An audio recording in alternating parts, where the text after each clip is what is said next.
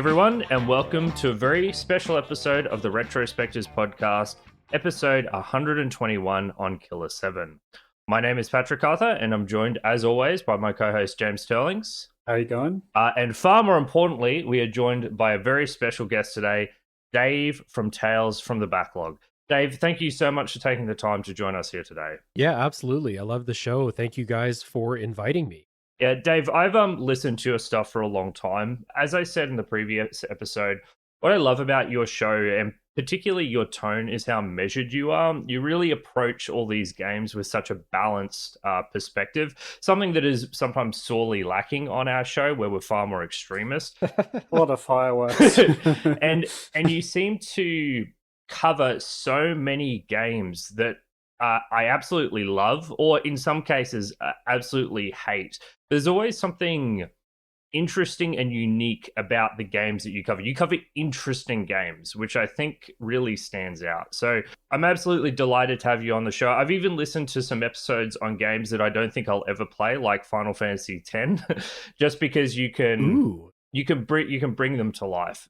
Final Fantasy X is one of James's favorite games. Okay, sure. all right. In terms of nostalgia, it's definitely the number one. I think in terms of gameplay, others have surpassed it since, but yeah, there's like a big soft spot for me for that game. But Patrick, he's not he's not as high in the genre as I am in general. So Dave, tell us a little bit about your show. I know you've got another podcast as well. So tell us a little bit about yourself and the shows you do. Yeah. So again, thank you guys for the invite. If people don't know me, I'm the host of Tales from the Backlog, which is the show that most, best maps on with retrospectives here. That is a Backlog Games deep dive review podcast. So it's not necessarily retro games. We do some retro, but it is games most of the time that have been out for a while. And even when I do an episode about a brand new game, my process takes me many months to get an episode out. So like just played a game 1000 times resist that dropped in May, and the episode will be out in July, and that is a fast turnaround for me. So by the time you hear a game on my show, it might be in your backlog. That's the whole point of the show, is getting those games out of the backlog, giving them a play, and then every episode is me with a different guest talking about that game in as much depth as we can with no spoilers for a while. And then we always have a hard spoiler break. We warn people spoilers are coming, so you can jump out if you want to. And then after that, full spoiler discussion about whatever else needs to be discussed with spoilers. So that's that show, Tales from the Backlog. I also have another podcast. It's much simpler to describe. It's called a Top 3 podcast. We do top 3 lists, and that is it. That's the pitch for that show. And that one's more of a comedy show. What's your top three? So let's see, top threes. We did top 3 stand-up comedians, which was a really fun episode because everyone on the show loves stand-up comedy. We did top 3 fair foods, which is an extremely American episode. Top 3 fair foods. And then let's see, top 3 unpopular opinions was a fun one just because that was an excuse for us to just get mad at each other, which is it's always entertaining. Yeah, we do that every episode. Sometimes we do agree, James. Let's be honest here. On occasion. Yeah, sometimes. But even then, we spent the whole, first 50 episodes comparing every game to Dark Souls. And then we did the Dark Souls episode, and we were both we love it. But we were so, we liked the game for such a different reason that we ended up arguing anyway. Yeah, no, that was one of those episodes where we had to have a 30-minute break because we had to figure out how to make our argument somewhat reasonable. I love that. I do really like the concept of having a bit of distance between the release of the game and the discussion, though, Dave, because the thing is, hype is the mind killer, and definitely when a game first releases, people can become overwhelmed with hype. Definitely, that was a thing that I felt happened with BioShock Infinite, where contemporary reviews of that game compared to the reviews at which it first came out are radically different, just because people became so swept up and overwhelmed with that feeling towards the end of the game. And as a result, you had this massive disparity between I would say, the substance of the game and the way it was discussed and talked about. So I do really like that idea of having a bit of a refraction period, even if it's a couple of months, so that you can better think about the game and what it means and how it actually. Yeah, it's just a byproduct of me having guests on in every episode. So like, if I was doing it by myself, I might buy a new game, beat it in 2 weeks, and then do an episode right away. But I got to get somebody else on board. We have to find a time that works for everybody, and then I record my episodes well in advance because this is not my job and my show takes a lot of work. So I give myself a huge buffer, and if I miss like the zeitgeist on a game, if I miss, the algorithm boosting stuff about a certain thing, it's just how it has to be. Otherwise, I would have quit by now. The only other thing I wanted to ask you was, we recently covered Final Fantasy VII for this podcast. It was a bit of a milestone moment because, as is well on record, I absolutely hate JRPGs, or I think I do. Maybe I haven't played enough, whereas James is a big fan of them. I went ahead and listened to your episodes on the first two remake bits. Have your feeling, and you said you really weren't the biggest fan of the original. Have your feelings changed at all in relation to those games? Or are you still very high on the new Final Fantasy VIIs? Yeah, so as we're recording this, I did the Final Fantasy VII remake episode a while ago. In the Rebirth episode, I'm waiting for someone to finish the game before we can record it. But I still love the remake trilogy, and I'm like super, super mixed on the original Final Fantasy VII. I do not love that game. And so I think the remakes are, like, they're flawed for sure, but they are my preferred way to experience that story so far. The Rebirth introduced a bunch of complications into that, so it's a big TBD. If anyone out there has finished Final Fantasy VII Rebirth, like, everyone's just kind of like waiting to see what happens in the third one before you can like complete your opinion about what they're doing, because who knows at this point. So I still think that there's a lot of stuff about the remake series that is a huge improvement, like unquestioned improvement in my eyes. And yeah, the rest of it is just to be determined for now. See, I was thinking about this the other day. So I know we're just randomly chatting, but Yeah, I wanted to get into this with someone who's actually played these new ones. Do you think that they've kind of trapped themselves? Because it feels like they're in this spot where they can't massively deviate from the story in a significant way because people have expectations of certain things that need to occur in the Final Fantasy storyline. There are all of these nostalgic, impactful things that happen in the original game that I feel like the remake will need to recreate in some way. But at the same time, there's someone who wants to take the games in a meaningful new direction. How can you possibly reconcile these two things? If the author had the true power to just do whatever the hell they wanted, that to me seems to make a lot more sense in terms of retelling a story, in the same way that you see with the Evangelion movies, where they basically deviate into completely new storylines. Do you think they'll be able to, get both of those things right, get the nostalgia bait right, while also telling a story that is meaningfully different? I think so, because I feel like the mission statement for that is to tell the fans of the original game that things will be different. That is like probably on their whiteboard of like most important things about the way we're doing this is like, we're going to let people know through things in the story that this is going to be a little different and you got to get used to that. So I do think that they are doing that. Now, by doing that, and for the record, I think that the original Final Fantasy VII starts out really strong and then gradually gets messier and messier until I don't really care what happened at the end of that game. So now that they have said this is going to be different, it's not just, maybe making things a little bit more concise and clear at the end of the original story. Now they have this brand new thing that they're doing, and it's opened up the possibility with Modern Square that I don't have a super high opinion of. They're opening up a new possibility that their new ideas are going to suck. So And Rebirth did not necessarily like calm that opinion of mine. Like Rebirth just kind of like just furthered it. We're just pushing it down the line until the last one to see if it's actually going to be good or not. I honestly don't know. But I do think they are making a point to do things a little bit differently right now. And if you can hear my mic, my dog agrees with me. Well, thank you for your thoughts, Dave. I just wanted to get that perspective because it's always it's a bit of a confusing beast to me, that the whole thing. And I think that while I am interested in the games, I might just wait to see how the trilogy shakes out before I invest, the 800 hours or whatever it takes to beat those games. But we're not here to talk about Final Fantasy VII.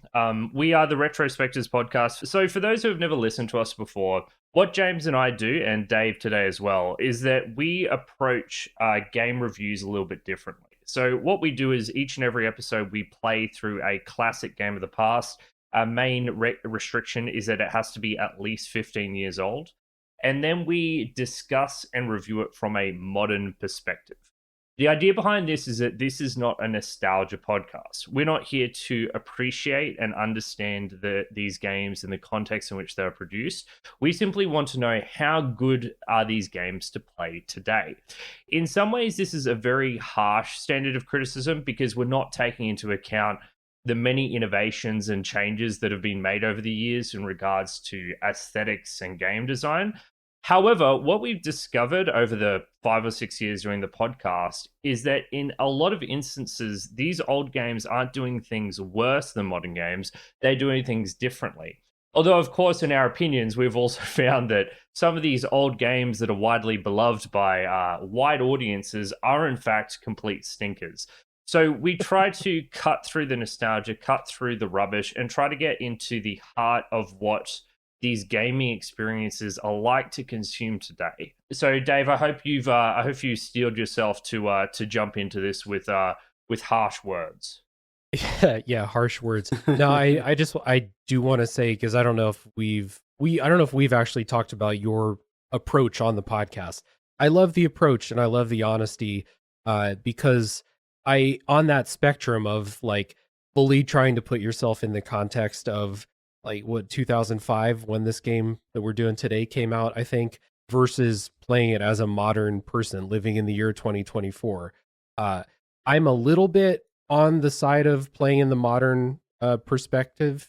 Like, so I'm like more on your side than the people who would be like, nope, you got to put yourself in that time. You got to fully immerse yourself in the context of what other games at the time were doing and all of that. And I kind of don't think that's true. I mean, I don't think that we hold a lot of other art to that particular standard, or if we do, it's just kind of like, oh yeah, like, I don't know, this book is kind of racist. Well, think about what time it came out, stuff like that.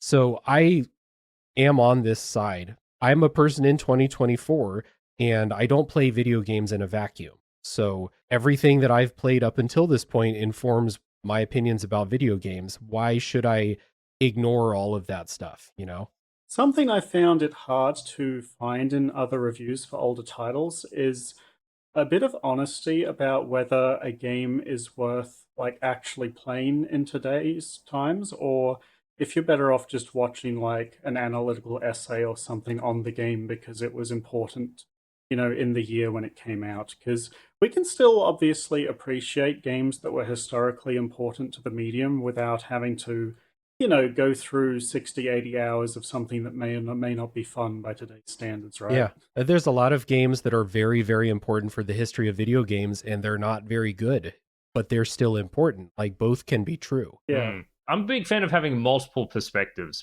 Like, the fact that we are talking about this from a particular angle doesn't invalidate a nostalgic or historical perspective, in case I'm a big fan of historical perspectives.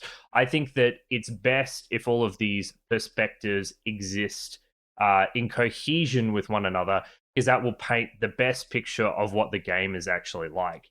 It's just easier to have a very particular perspective when talking about video games than trying to review something in a way that's always to all people. Because I feel like trying to take that point of view will just end up being this kind of mushy feel-good thing that doesn't really get to the heart of what it's like. So Yeah, that's what we do on this show, but don't think that we don't appreciate games historically as well. It's just that the perspective we want to bring to this show is what the experience is actually like. You know, trying to get to the heart of what it's like when you sit down in front of the video game and actually play it. So, Killer 7. So a little bit about our experiences with Killer 7. So, I knew this was a Suda 51 game, as they're known. These Suda 51, his name is Goichi Suda. He's a Japanese developer that has made a lot of weird and eccentric games. But outside of this, I went into this game pretty much entirely blind. I know that you've played this game before, Dave. You played it for your show, in fact. Mhm. So I know you're coming in with a bit more experience than us. But tell us a little bit about your history with Killer 7. Yeah, so I did this. I covered it on Tales from the Backlog, and that was my first time playing it, and that was my first time playing a Suda 51 game. I've never played No More Heroes or, other stuff. I can't think of anything off the top of my head. This is the first one, and really the only thing I knew about the game before playing it. Suda 51 is one of the auteur type game creators. That's all I really knew about them. The only thing I knew about this game before playing it was I had seen screenshots, and the art in this game is striking. So, I saw a screenshot and I was like, that looks really cool. I would like to play that someday. So I bought it, played it. It was kind of a collaboration with the guest on the episode I did, Andre from the Fine Time podcast. So Andre is a huge Grasshopper Manufacturer and Capcom head. So he was a perfect guest coming from like a big area of expertise versus me playing it for the first time. But I played it. I wouldn't say I have more experience with it than you guys. I just played it, 8 months before you guys did for the first time. Right. Okay, sure, right.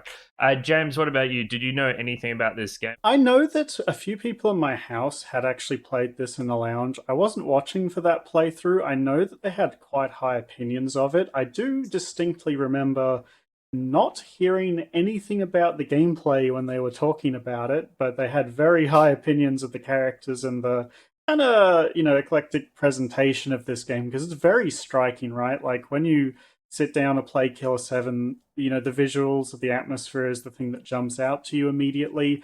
And, in my discussions with other people about it, that's always, at the forefront of the discussion. So I hadn't played it myself, but I was very interested to, sit down and give it a go based on what I'd been told by other people. Yeah, so Killer 7 was first released in 2005, as Dave said, developed by Grasshopper Manufacturer, originally released for GameCube and PS2. But there was also a Windows port that came out in 2018, and that's what I played on with mouse and keyboard controls. Did you guys play mouse and keyboard or controllers? So I started off playing mouse and keyboard. I found that it was probably a little bit easier than it should have been with mouse aim, at which point I attempted to swap back to controller and got absolutely destroyed for the next hour before swapping back, unfortunately. So I think if I had to play it again, I would start the game playing with a controller, and then you would have that kind of proper difficulty curve of learning, getting a hand on the controls and then, getting into it. But trying to start playing with a controller like a bit over halfway through the game probably wasn't the best idea. Yeah, I played this with mouse and keyboard, and then when I was preparing for this episode, I started up a new game, and I was like, I have the GameCube controller that came out for the Switch that you can get, plug in with a USB.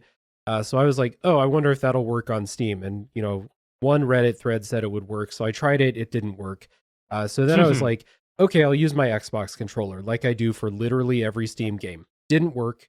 So then I played the refresh again, the time I played with mouse and keyboard again.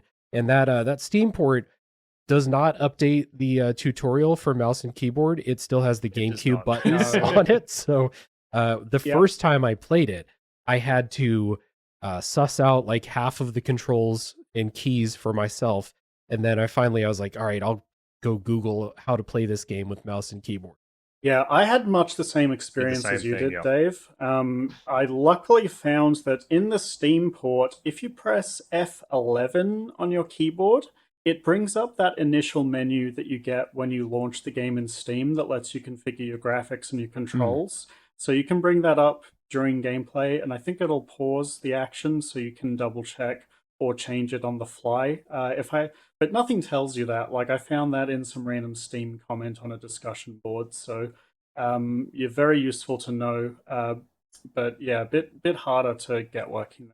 Would have liked. Yeah, once you've got it all set up, though, I agree it was a complete pain in the ass to get ready. But once you've got it all set up, it works really well. I also was kind of cheeky. I did this accidentally, but it worked out really well. You can bind the scan and the aim to the same button, so that helped me tremendously.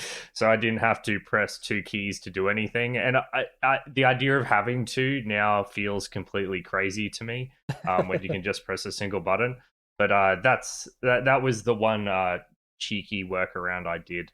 Yeah, the Steam version or the PC version actually adds new functionality to the controls, I believe. So in the original game, to swap characters, you would have to open the menu and select the character. On Steam, or on keyboard at least, you can use 1, 2, 3, 4, 5, 6 to switch characters. And you can also use the button H to heal without going into the menu, which I found to be quite nice quality of life, honestly. Yeah, so this game took me 14 hours to beat, and I discovered that you could switch characters by pressing the numbers at about hour 11. This is the first I've heard that you can switch characters using the number keys. So okay. You're in good company.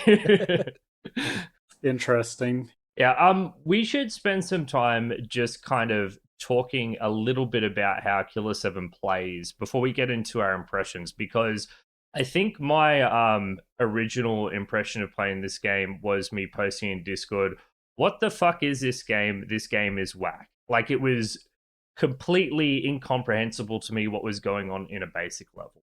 So I'm going to try to give a basic description of how this game plays, but if you guys want to jump in and add anything to better illustrate it, I would greatly appreciate it. So to me, the best way to describe Killer 7 is that it's a third-person slow rail shooter with puzzles akin to Resident Evil along the way. So the idea is that in this game, your character moves on a rail. So you're in these environments, usually corridors, halls, and rooms, and you can move backwards or you can move forwards. When you can turn around to move between moving backwards and forwards, you're not backpedaling. So you're only ever headed in a specific direction at a time along a preset rail. So to move through the environment, you hold down W, and your character moves along this rail. As you move along this rail, you have complete control over when you choose to stop. You will occasionally hear a laughing noise. This indicates to you that there is an enemy on screen or approaching you. The enemies are very zombie-like. They are suicide bombers that come towards you in one way or another for most of these enemies. And what you need to do when you hear that smile is to switch to first-person mode and shoot them before they kill you. Because they'll keep coming at you, and when they're right on top of you, they'll blow up and you'll die. So you move through the environments. You occasionally switch to first-person mode to shoot them. When you're not in first-person mode, you kind of have a cinematic third-person camera that shows you moving through the environment. And as you try to get through the environment, you will be blocked from progressing with some mild puzzles. These puzzles are generally very simple. You need to find the right items or solve a simple logic puzzle through looking at things in your environment, and then you can move on to the next corridor movement area before you go on. There's obviously a lot more to the game than this. There's character switching and everything. But I like using this idea of as a slow rail shooter as a way to give you an idea of what the basic gameplay is like. Yeah, and I think it's important to note that there is still sort of a sense of exploration in some levels. While you're kind of stuck on your train track, you will, find paths that fork, and you'll have to choose between, 2 or more different directions to go through.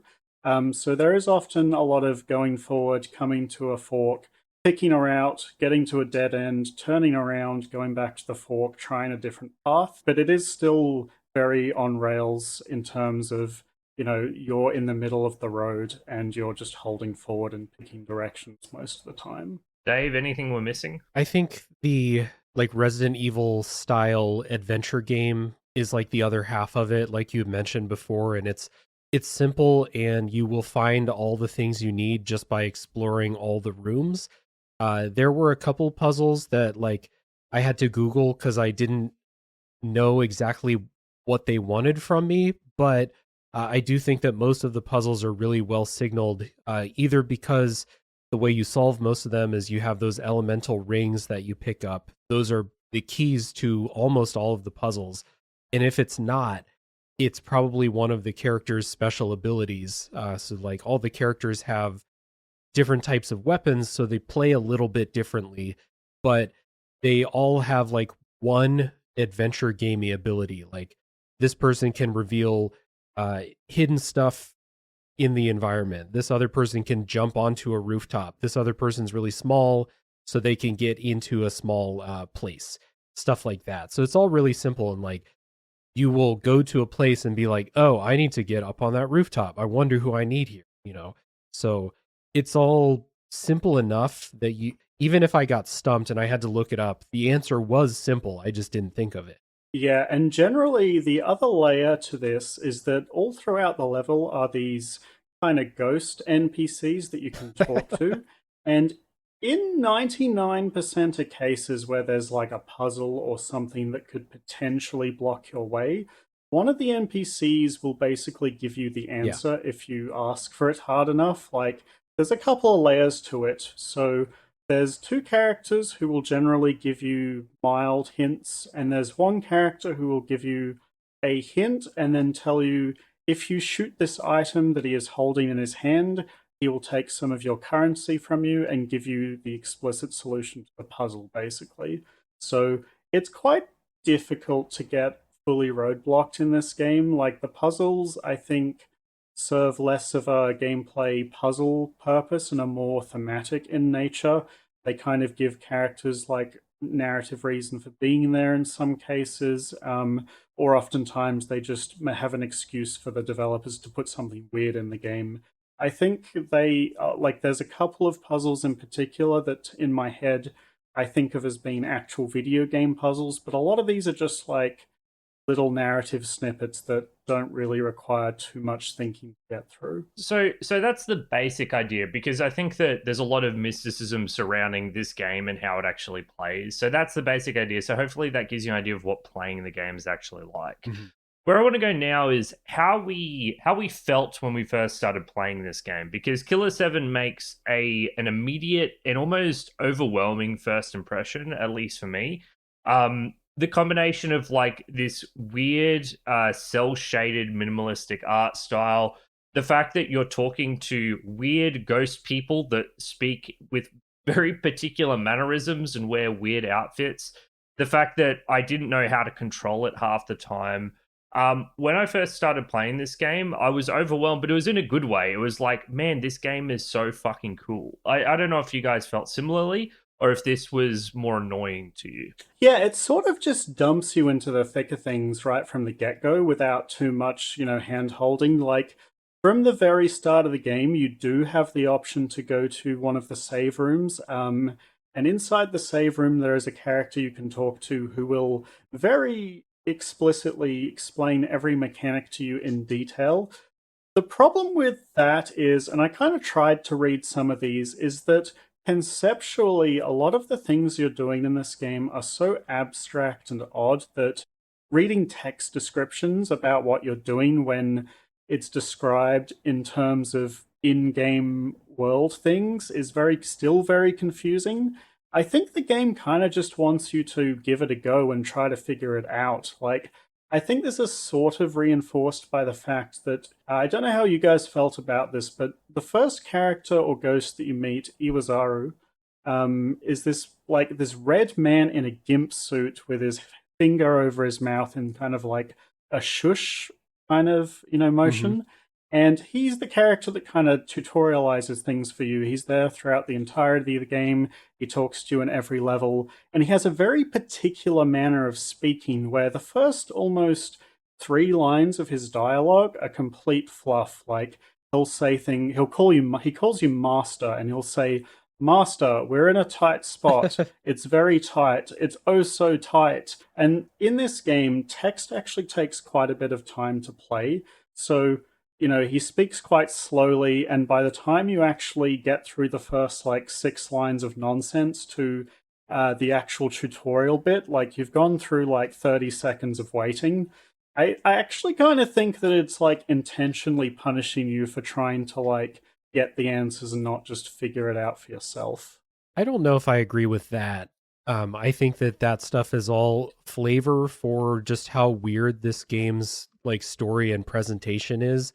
And the fact that Iwazaru is the first one that you talk to and the most frequent one that you talk to throughout the entire game just kind of underscores that.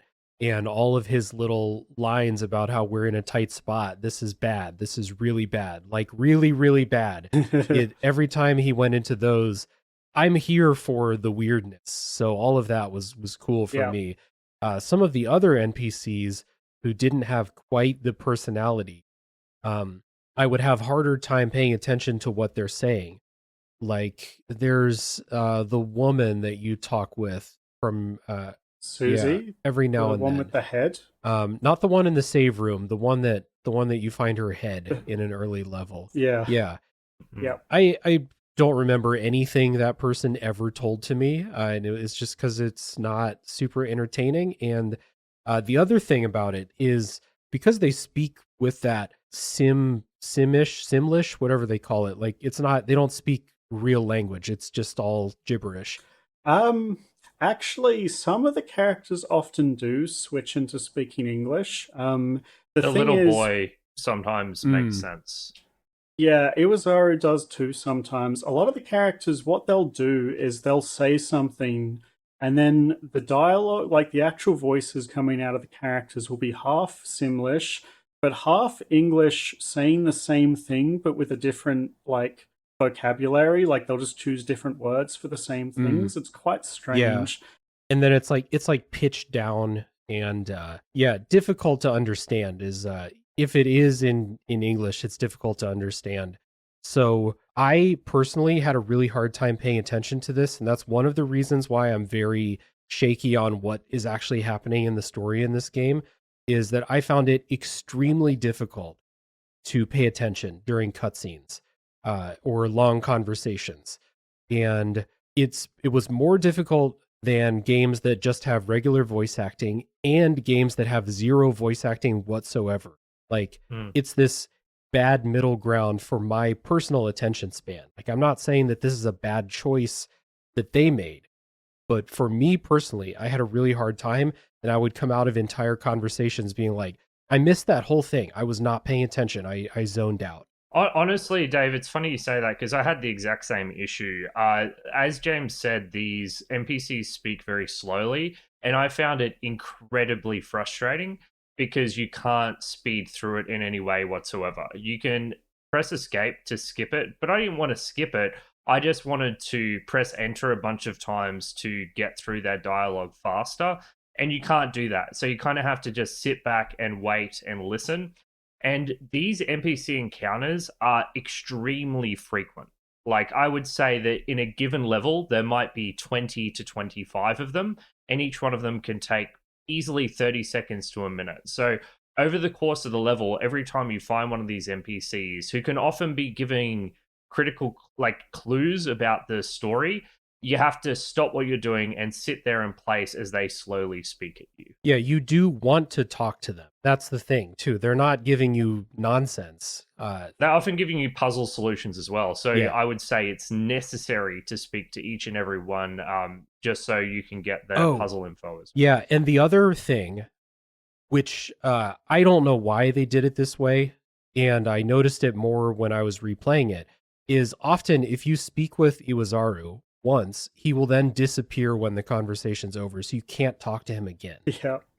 Yeah, Travis at least sticks around, and he generally gives you geopolitical advice or information. It's still a bit vague, but you can at least talk to him a couple of times. I found in general that even if I didn't completely grok everything that was being said to me, I would often still get the critical piece of information at least. A few times I found it that Iwasaru would say advice in a the way he would present it to you was not like he wouldn't say to progress you need to use this key on the door. He would say something like, and then the grocery lady, she had a key, and then there was a door, and like he would say this very cryptic unrelated sentence that would have the right words in it, that then when you got to the puzzle, like in my head I would remember the keywords and be like, oh, this is how you solve it, even though he didn't directly tell me how to do it. I found he did that quite a lot throughout the game, interestingly. Yeah, in general, it is worth noting all of these dialogues are kind of like weird and sideways. They're not talking like Skyrim NPCs. They're talking in a very weird, eclectic manner, which adds a lot to the vibes of the game. So really like the writing of the ghosts. I just wish I could press enter 6 times to go through the dialogue instead of being forced to listen to the voice acting. I think this is a personal problem I have with a lot of video games nowadays. I read far faster than I listen to these audio dialogues, and I just want to get through them quickly and move on with the game instead of just having to take my hands off the keyboard and listen. Yeah, despite me saying that I found it a bit frustrating with the pace that they were delivered, all of the characters, like every single time I encountered one, I listened to what they had to say because it was just, it was cool and interesting, and it really did add to the vibe that the game's going for, which I think for the first like 90% of the game is just to make you very confused. Honestly, it's quite an experience. Plus, you also look forward to seeing what's on Travis's tank top the next time you see him. Absolutely, yeah. I mean, sometimes it's a password code as well, but yeah, it goes from hot stuff to sexy to other weird places. Yeah. Okay, so I'm going to jump in here with a critique. I think that this game has terrible pacing. Okay. And I think that the reason I'm bringing it up now is I think that the seeding of these NPCs throughout the level has a big part of it. I spoke before about how I feel this is a slow rail shooter. It's, you're stuck on a rail, obviously, and you control the pace at which you move through it. And you encounter enemies and rooms, and then you encounter NPCs. The thing about a traditional rail shooter is that the pacing is incredible. Like when we played Star Fox 64, which is just a rail shooter, you're moving forward at a specific pace and can't control it. Because the developer has control over the speed at which you're moving through the level, or, even something like Mushihime-sama, they control the pace, and so you flow through it at a very particular pace with nice ebbs and flows. One of my big problems with Killer 7 is that I felt like the pacing of this game was atrocious. You would move through a level, you kept getting interrupted from shooting by these things. I kept getting lost because I didn't explore a particular passageway and being confused as to where I was and having to run back and forth with all these encounters kind of randomly seeded throughout. My biggest criticism of this game in many ways is that I didn't really enjoy the pace at which I moved through it. I did a lot of wandering around empty rooms, and when I wanted to, and I never fell into a flow state with the combat because I kept getting interrupted by various things. Maybe this is a problem with misconceptualizing the game as a rail shooter, and it's more of a point-and-click adventure game, but I found this to be very frustrating over my runtime with this game. Yeah, I'm glad you mentioned the phrase flow state, because this game does everything in its power to not let that occur. And towards the end of the game, I kind of, gelled with it a lot more and realized the game does have a certain rhythm to it. Like, the gameplay loop kind of consists of you going through area, shooting enemies, encountering puzzle, solving puzzle, talking to NPC, going back to exploring, and then repeat generally. So once I kind of understood this about the game structure, I found it a lot easier to, when I was anticipating this very 1, 2, 3, 4, 1, 2, 3, 4 kind of, structure, I found it a lot easier to mesh with. At the beginning, I kind of thought, near the beginning it was like this because it was the start and we needed to talk to NPCs more for tutorial purposes. And then it kept going, and actually the whole game was exactly the same. It was kind of towards the middle, which I was a bit confused. But, once I understood, like, I didn't find it so bad. But I do agree with you, towards the mid game, it was a bit jarring, to say the least, for me. It does kind of drag sometimes, especially as the levels get more complex. Like when you get to the level that's in like those city streets and you have multiple large level sections that you can travel between. And this is a game where you need to explore everywhere to find every item, because there might be some optional things, but most of the things you find are not going to be optional. You need most of them. So like sometimes you get to a place and you find like one of those enemies that gives you a ton of blood currency, but that's, I think, a minority of the things you find by exploring. So you're incentivized to explore a lot, but then you get to those larger levels where like now there are 18 possible little offshoots to explore, and I explored 16 of them, but the key item I need is in one of those other two, and now I have to go through the level again to try and find what I missed, and that kind of thing hurts pacing for me. It's like a point and click adventure, right? Yeah, but in in like a Monkey Island or something, like it might take you, 10 seconds to get back to the screen you need to search again, whereas this is a game where you need to run across levels. Enemies respawn when you leave the areas that they're in, so you're going to need to fight through them again, which is fine for leveling up your characters. But if I'm frustrated and kind of lost, the map is good, by the way, but lost in the sense that like I don't know where the item I need is, so I got to go through the whole place again to look for things that I missed. That kind of stuff hurts pacing for me more so than I never expected this to be like Star Fox 64 type rail thing. It's just that's the way that they move, and that's where they they don't want you to think that you can go anywhere, so they tell you where you can go. Because if this was a game where you had like free movement and you could go in all these other places that have nothing in them, that would suck. Yep. One of the things I like about this setup is that when you get to one of those junctions with multiple places to go, both sides will have something for you. One of them's the critical path. The other one will have an item that you probably need.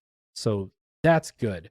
It's just that pacing, when you start to get into that, like, okay, I missed something, let's go scour the whole map again, that's when pacing starts to suck for me personally. This is the other thing I would raise is that obviously the aesthetic of this game, and if someone disagrees with this, please hit me up. The aesthetic of this game is incredible. Oh, like yeah. It's this minimalistic, cell shaded kind of style, but that's even underselling it, because cell shaded is this thing that has become very widely used as an art style, and Killer 7 stands above a lot of that. Like it really is a unique, distinct It's the art style to this minimalism, day. isn't it? Like there's a lot of like very mild gradients on everything, but a lot of buildings, like you'll be walking down a scenery and next to you will be a whole row of buildings, but that entire row of buildings has a single color and they don't have outlines. It's just like this blurred outline of a color that kind of suggests what's there, and from the context what it is. Like there's a lot High contrast, there's a lot of right? high contrast suggestion with not a lot of detail everywhere. And I suspect that the reason for this originally was because they probably made this game on a budget, and this art style lends itself very well to a low budget. But they did a really good job of making it look just very striking. My question for you too, though, is that obviously the art style is incredible, and it's in large part due to this minimalism. But I do think that this minimalism does have an adverse gameplay effect, which is that it can make a lot of places feel very samey. particularly when so much of what you're navigating through is hallways and corridors. There's a lot of hallways and corridors in this game. When you compare this to Resident Evil, which feels like it has more distinct architectural places, the chances of getting lost are a lot lower.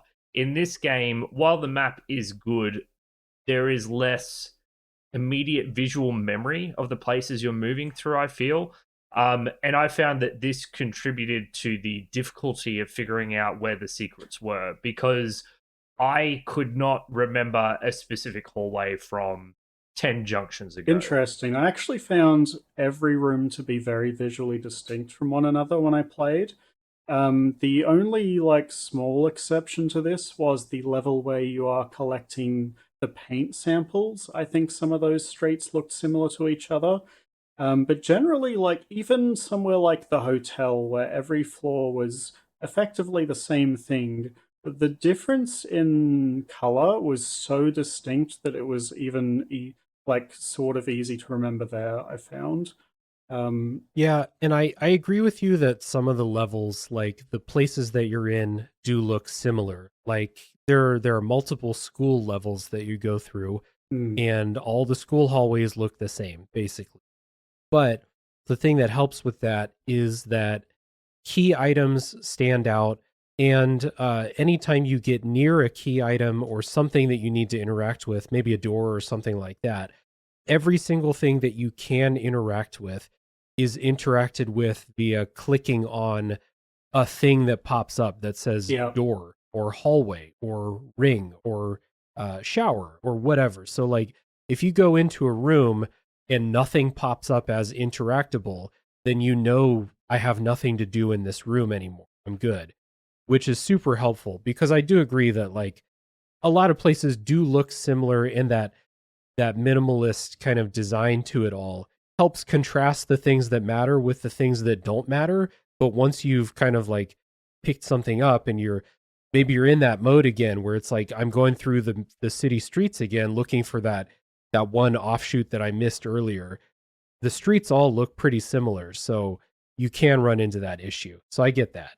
That's a good point, actually. I do remember back when we did Silent Hill 2, I remember this specific key item sitting in this lab coat in this hospital room. I remember that too. Fuck. Yeah, that I walked past like 3 times until I looked up a walkthrough and it said, click the thing in the pocket, even though there's nothing to indicate that there's an item there.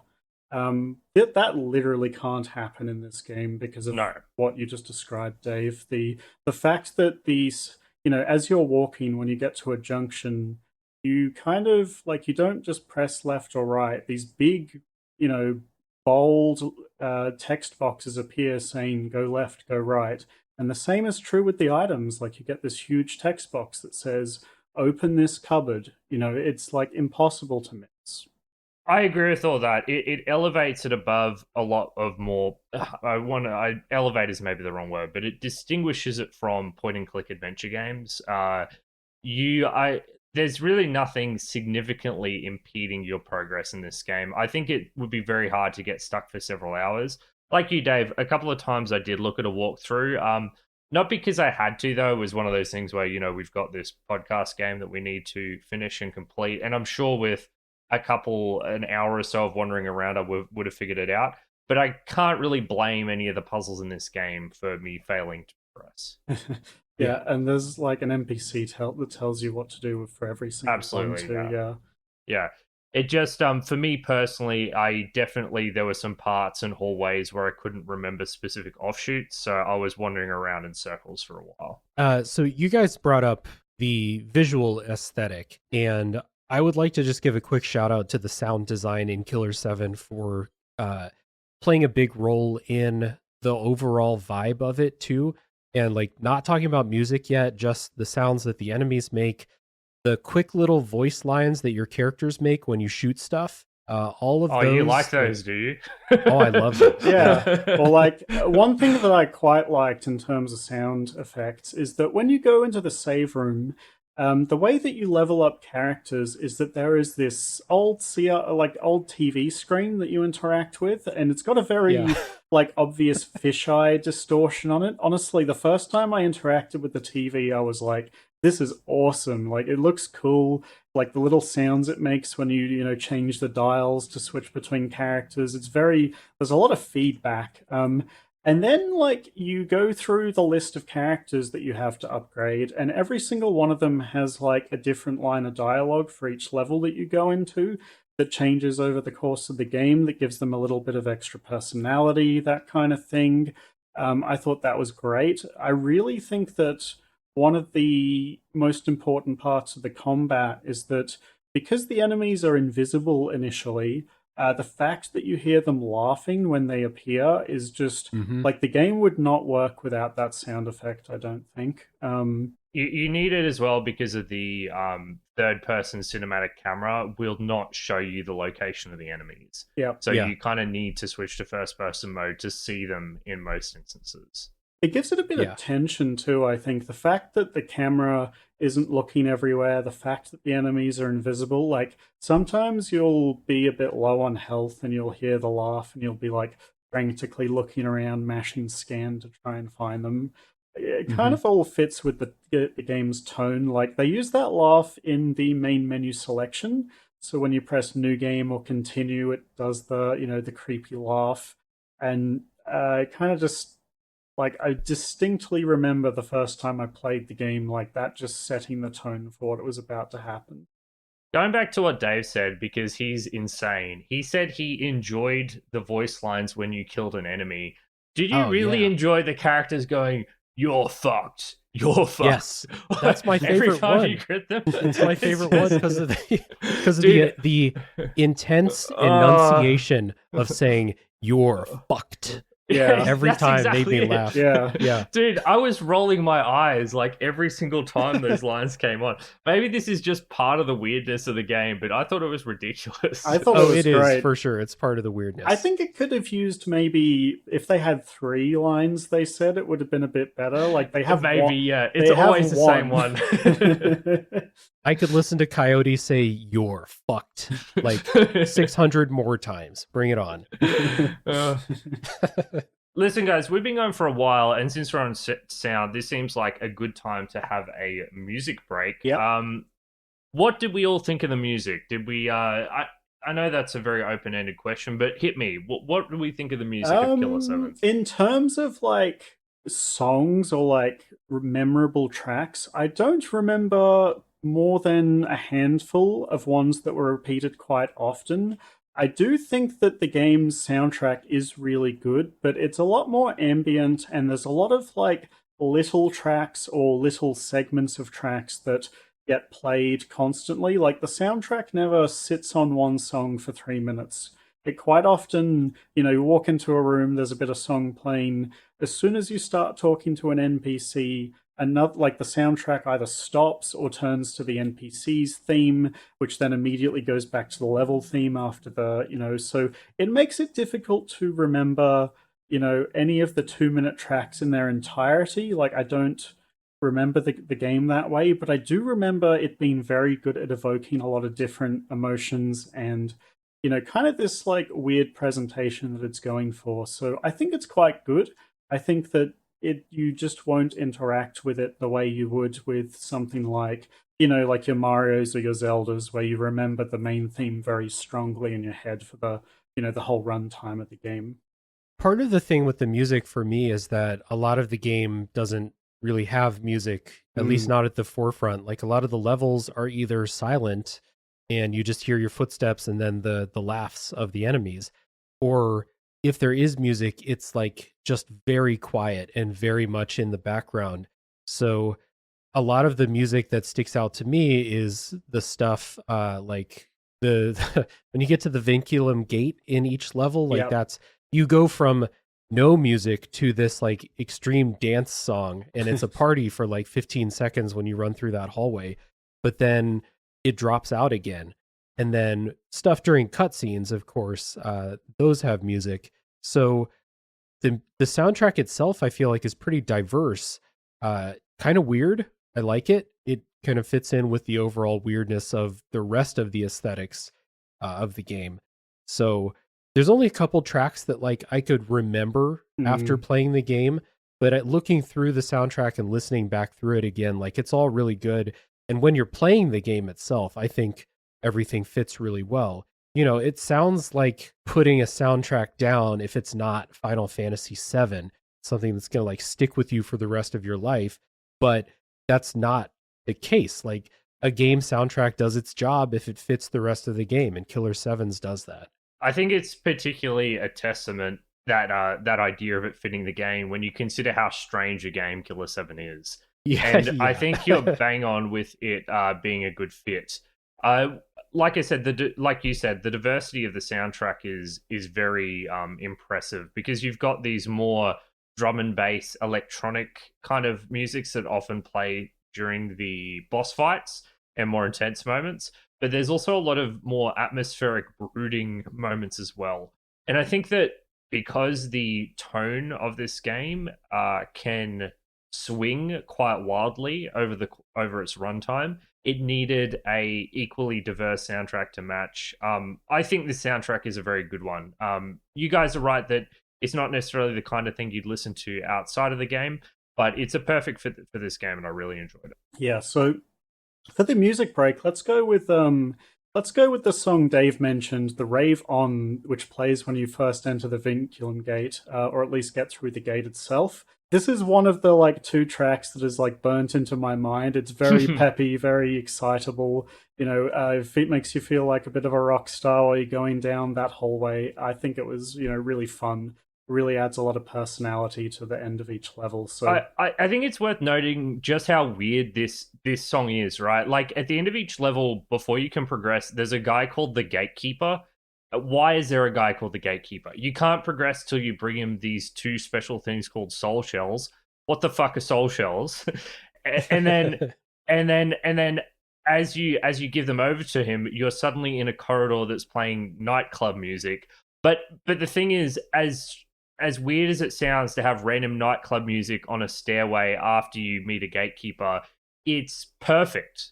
Like this is the game. It is weird and strange tonally to the point where this music is the perfect fit and doesn't feel out of place. I think the best part of it is that immediately after getting through that hallway, you get to the Colosseum, which is very tense and atmospheric, and there's low droning, like male vocals, almost choir-like. It's the biggest tonal whiplash moment in the game that you see quite often throughout its runtime.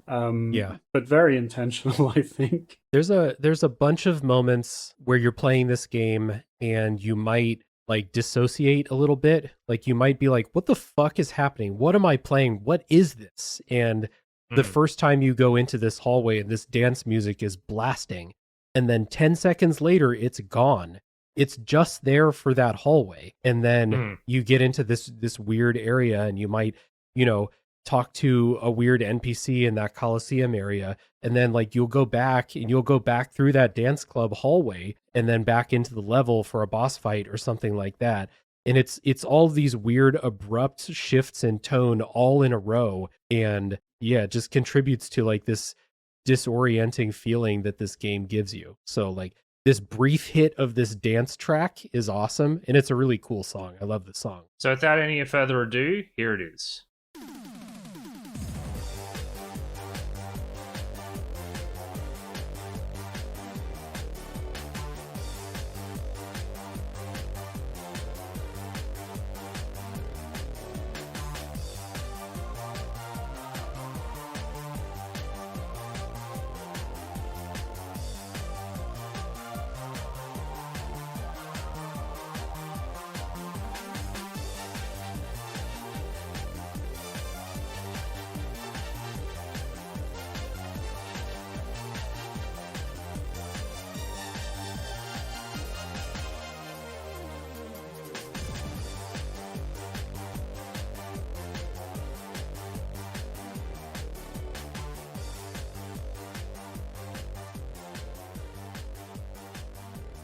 Alrighty, so that was Rave On, and I think it's a bit about time to talk about the actual shooting mechanics and the gameplay of fighting the enemies in this game, which are known as Heaven Smiles. They are kind of like laughing zombies, their texture is not very concrete. It's kind of like if you made a character's model out of TV static and gave them eyes and a mouth that then explodes into said static, which then will either dissipate into nothing or flow into your inventory based on whether or not you killed them by shooting their weak point.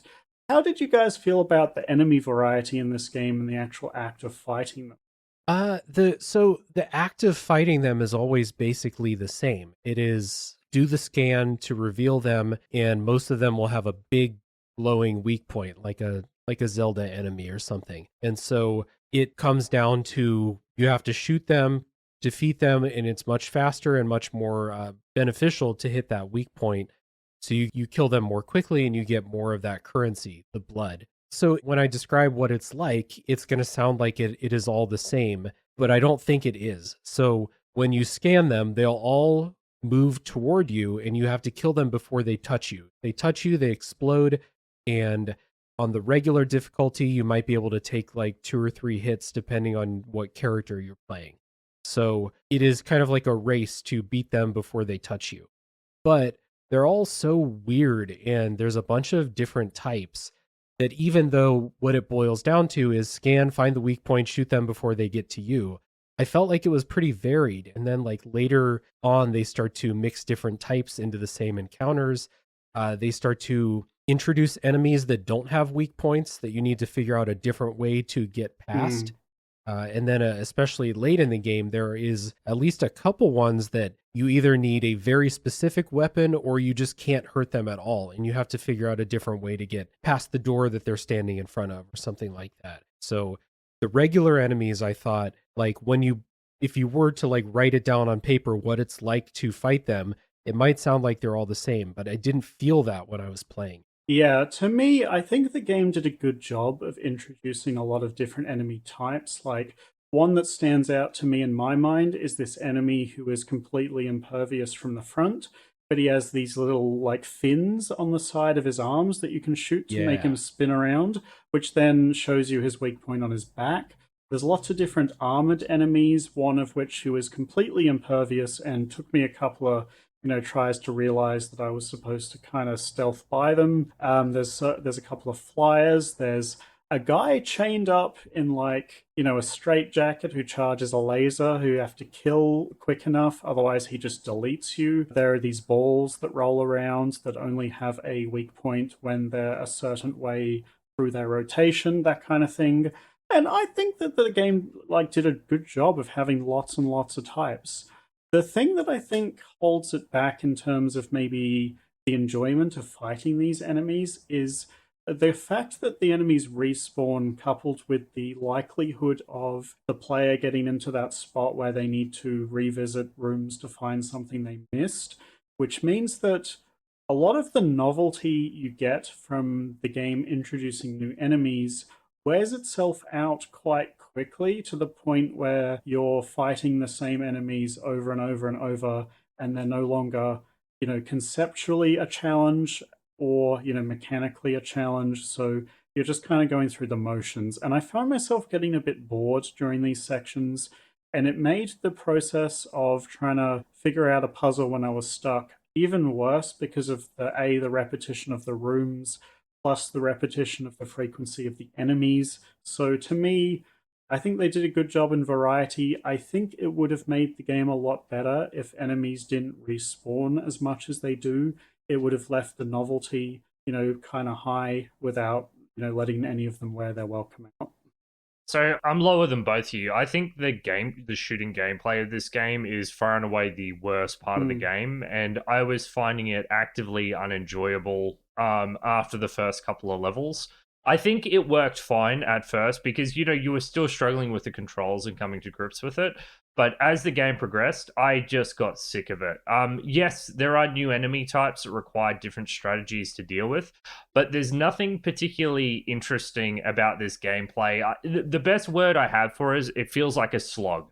You get to those rooms where there are the respawning eggs and you have to take out all the weak spots. For example, that's like a multi-part battle that has you killing 10 to 15 enemies as you try and kill these big egg-laying constructions with multiple weak spots. but there's nothing particularly interesting or challenging about it. It's just about keeping up with the pace of the enemies. You're just going bang, bang, bang, continually shooting the weak spots.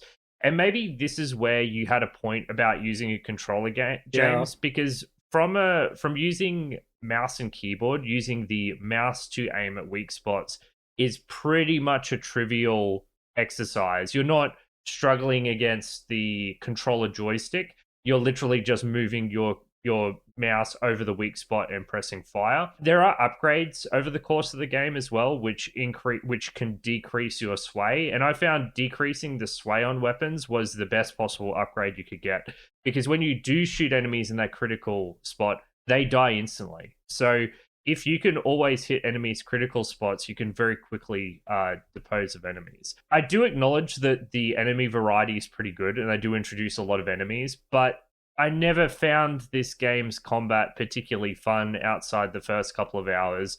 And as I was playing through, the thing that was keeping me going was the aesthetic and the story and the presentation and I guess the general vibes, as opposed to the gameplay, which to me was almost like an afterthought in terms of the overall experience. I see where you're coming from, and I do have to admit, during the mid-game kind of sections, I was kind of feeling the same, where I was being strung along by these cool NPC dialogues and these cutscenes that were really weird and always worth getting to.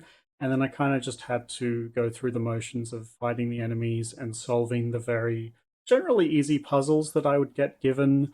And I found that I got more value out of, the enemies conceptually than the act of fighting them. The same with the puzzles. Like, the act of solving a lot of these wasn't particularly engaging, but conceptually what you were doing was fun enough that I was enjoying it. But yeah, I kind of agree that in terms of playing the game, the actual shooting enemies is probably the weakest part of it. I think part of that also depends on which characters you like to use, because there's like maybe two of them that play very similar to each other. I think Coyote and Dan are like basically the same in combat. The other characters, though, are pretty interesting. Coyote has like a sniper pistol, which is weaker, but you can stay further away. She reloads very slowly, I found. That too. Kevin I didn't really use, so I can't really speak to what it's like to play as Kevin. Khan has double pistols, but they have like really bad kickback. Mask has like these hand cannons that you get like one shot, then reload. But if you hit with that shot, it does a ton of damage. So I tried to mix them up as much as I could. Other than Kevin, I didn't really fuck with Kevin. I don't know why, but I tried to mix up the characters quite a bit, and I think that probably helps with like the way you approach some of the combat. Because like Coyote, you need them to be far away. Mask, you need to aim really carefully, and you can, even if you don't hit the weak spot, you can take down a lot of enemies. But then if there's a bunch, he also has like a super slow reload too. So that kind of helps. And then like as you're going through the levels doing the puzzles, a lot of times the environments will dictate what character you should be playing as anyway. So if I'm going to a barrier that only Mask can take care of, Mask's special ability is he can do wrestling moves on objects in the environment. So like let's say hypothetically, because I'm playing Killer 7 and this is a thing that you do in this game, let's say that I need to go pile drive a stack of wood that's blocking a path. I need to have Mask, but that means I'm going to have to fight as Mask if there's combat around that thing. And his gunplay is super different from Dan. So that kind of helps, I think, like shake it up. I think it is pretty simple at the end of the day, like the act of doing the combat, but I never really got sick of it. When I got sick of it was when I had a task to do and it meant crisscrossing the map. And like you guys have said, like enemies respawn every time. So that is annoying to be like, okay, especially if it's like a particularly annoying type of enemy that you're going to come across. Because you can't just run past enemies. You have to fight everything, or you'll take a ton of damage and you'll waste your currency healing instead of, upgrading your characters. So you don't want to do that. I get the frustration and like there is some tedium for sure, but I don't know. It makes it up enough for me personally. I think the character switching does help it somewhat. I did find later on in the game, you mentioned you didn't use Kevin too much. I found his invisibility like super good for those periods where I was feeling pretty low on the combat and just wanted to get to the next story beat. You can just go invisible and run through the level.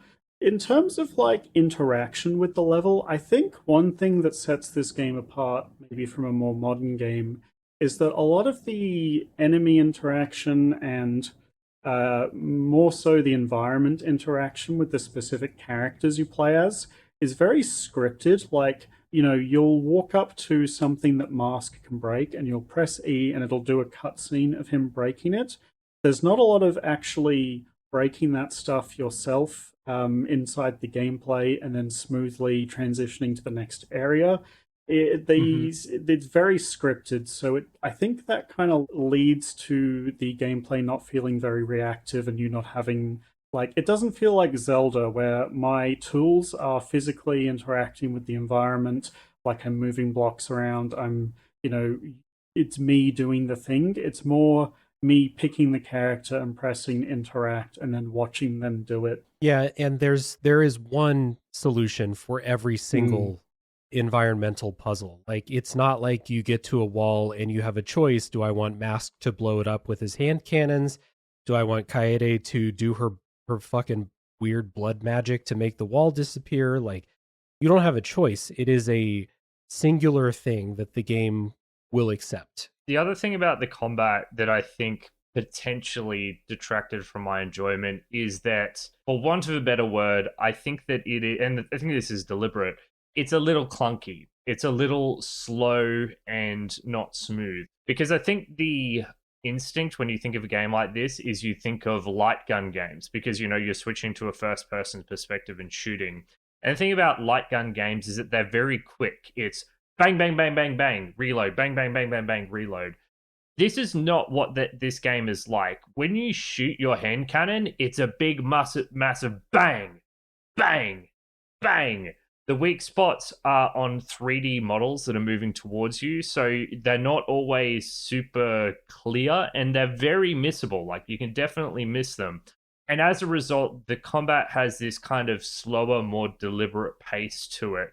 And this is where the pacing comes into it again, right? You kind of get to an area and the enemies are moving at you from a while away, and you're kind of slowly shooting at them, maybe missing one or two shots. And then the next enemy, you move on to the next enemy, you're shooting slowly at them again. I think that what this combat is not is crisp. It's not a crisp, clean, bang, bang, bang, bang, bang, killing enemies that are moving at you rapidly. It has a much slower pace. And I found that potentially more boring than if the game had been given you, I guess, made you and your characters faster and more efficient at shooting, and made the enemies faster and more deadly in the way in which they approached you. It's a slower, the combat has a slower pace to it. Yeah, and for my money, the worst enemies in the game are the ones that are super fast. Like there are the flying enemies, Yeah. The ones that go back and forth. Dude, those were, for me, that they were the worst. The ones that wobble back and forth. I could only kill them half the time. Yeah, there are several times where you'll turn into a new hallway and one of those super fast enemies will just rush you. And by the time you hit the space bar to go into first person, hit the scan button to scan it, they're already you might have one lucky shot to hit them before they're on you. So those were just basically designed damage for me. I had no chance of taking those out. The rest of the enemies I thought played by the slow pace pretty well. Yeah, and it doesn't help that the characters have quite diverse health pools. So if you come around the corner as Kaede, for example, and you see a missile, oftentimes that missile will just kill you from full health, which so in this game when you die, it sort of has the you respawn at the save room as Garcian, who is a character who you cannot upgrade. But he then has to go collect the body off the ground, at which point it will teleport you back to the save room, and then have you do the bit that you were trying to do again. So dying in this game kind of costs you a lot of time. It costs you 2 full trips back to the same spot, and then you can continue. So I often found myself switching to Mask because he has the most health to round corners just in case. Generally was like a play pattern that I adopted towards the end of the game, having died a couple of times on the lower health characters. Was one of the reasons I basically never played Con, because he also had a very low health pool, and I found that his very quick movement made it very easy to accidentally walk into an enemy. You guys didn't backpedal enough. Connor's great. Yeah. You can literally just turn around and run in the other direction. Yeah, you can do that. Yeah. You can even as an enemy goes to explode on you, you can turn around and run out of the distance of the explosion. Like there's a lot of timing you can do. I found fast movement to be extremely powerful in this game. Also worth noting for anyone who didn't play the game, there is no ammo. You'll never you have to reload, but you don't pick up ammo as resources. So a lot of times, like if you're particularly struggling to hit a weak spot and then an enemy gets up on you, you might have just missed like 25 shots in a row. You can turn around, run to the end of the hallway. You can like go through a door to reset the encounter if you want, or you can just turn around and keep spraying again. So like we've talked, mentioned the name Resident Evil a couple times, but it's not like that in that way. Like you can shoot as much as you want. At the start of each level, you're a little vulnerable, but because you can use your blood to heal yourself pretty easily, once you get maybe, like 5-10 minutes into a level, you'll generally have enough blood that you could like conceivably tank through a lot of encounters just by getting hit and healing with the H button, which I found it kind of took a lot of weight away from the enemies. They made me like I didn't really fear them. I didn't really worry about them because I knew I could just heal myself back to full with like minimal loss to my resources. Because you get a lot more blood than you need to heal yourself after fighting just 2 or 3 packs of enemies. As I was playing through this game, I kept thinking of Typing of the Dead. Are you familiar with Typing of the Dead, Dave? By name only. Yeah, that is a game that literally everyone should play. It's fucking amazing. But yeah, that game, and obviously it's got nothing to do with shooting because you're using a keyboard. But as I was playing it, the pacing of Typing of the Dead is kind of what I wanted from this game, and I just did not get it. It's just I just found it too slow and unwieldy, really, to have a fun time with it. It just felt like I was trudging through molasses, and then I feel like this is exacerbated by that pacing. I'd be trudging through molasses, and then I'd get stuck into another 45-second conversation that I had to sit back and make my way through. I was really not enjoying myself in the middle part of this playthrough. I have to admit, it was largely or entirely the gameplay's fault. Because I felt that too, and part of it was like the weirdness, the aesthetic, and just the overall insanity of the story can only take you so far if you're having a bad time with gameplay, or if you're maybe not even having a bad time. Like if you are feeling like it's repetitive or tedious or something like that, if the story can carry you through those sections, that can help, and that can get you to new, fresher parts of the game. But that's not how this game does storytelling. So like when I got into those like sections of I need to crisscross this map, I'm going to have to do these same encounters over and over again. I need to find this key. Like the first time I went through this map, I had a good time with the enemies. The fourth time, I'm tired of them. I wish that they weren't here. And yeah, maybe I'll turn invisible as Kevin, or I will just try to outrun them to the exit or something like that. Also, like there is a point where, so you get this blood currency for killing the enemies, and you use it to upgrade your characters. But in each level, there's a point where the guy on the blood channel on the TV, which is a thing, he will close up shop, so you can't upgrade anymore. So there's an upper limit to like how useful killing the enemies is actually going to be. And you hit that limit in most levels. And then if you spend time past that point, it can compound any frustration you have with like the amount of combat or things like that, because you literally can't use the currency anymore. I really liked that little, just to sidetrack, that little detail where when you switch to the blood channel, it connects the cables to the TV, like to imply that like you're kind of digitally sending the blood to the TV. Yeah. It was really funny. Like I think like the game's full of a lot of that kind of humor where it just does something weird for the sake of it. But I tend to agree, yeah, with the fact that it's not very rewarding long term. So I think we're all kind of around the same point in that the combat is like middling to mediocre to bad. Like it's not the selling point of the game by far, but it seems to me that based on our experiences, your mileage will probably vary with your tolerance for this kind of thing. Yeah, I think what we should do is we should have a music break, and we'll try and do our best to crack this story knot. Maybe between the three of us, we can come to an incompetent understanding of what this game is Yeah. about. So, I wanted to play a song that plays during a cutscene, actually. It was called Visionary Community, which plays during the Almeida cutscene at the end of that level where the character gives one of his followers that car. I found this section to be very like enjoyable narratively, even though it didn't make a whole lot of sense to me at the time. This is kind of the point of the game where the presentation's at the peak to me. Like they are delivering this very odd experience that you can't really get anywhere else, honestly. So I thought that was awesome, and I thought the song actually fit the tone really well. So this is Visionary Community.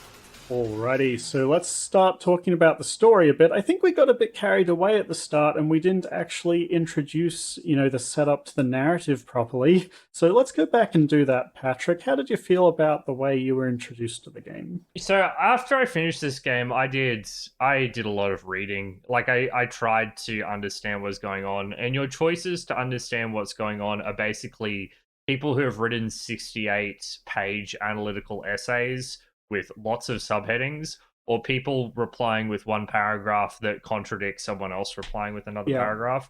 The basic setup of this game that plays after you defeat the first mission, the world building, I guess, is that peace has been declared. International peace is a thing, and they've shut down the internet and all international air travel somehow.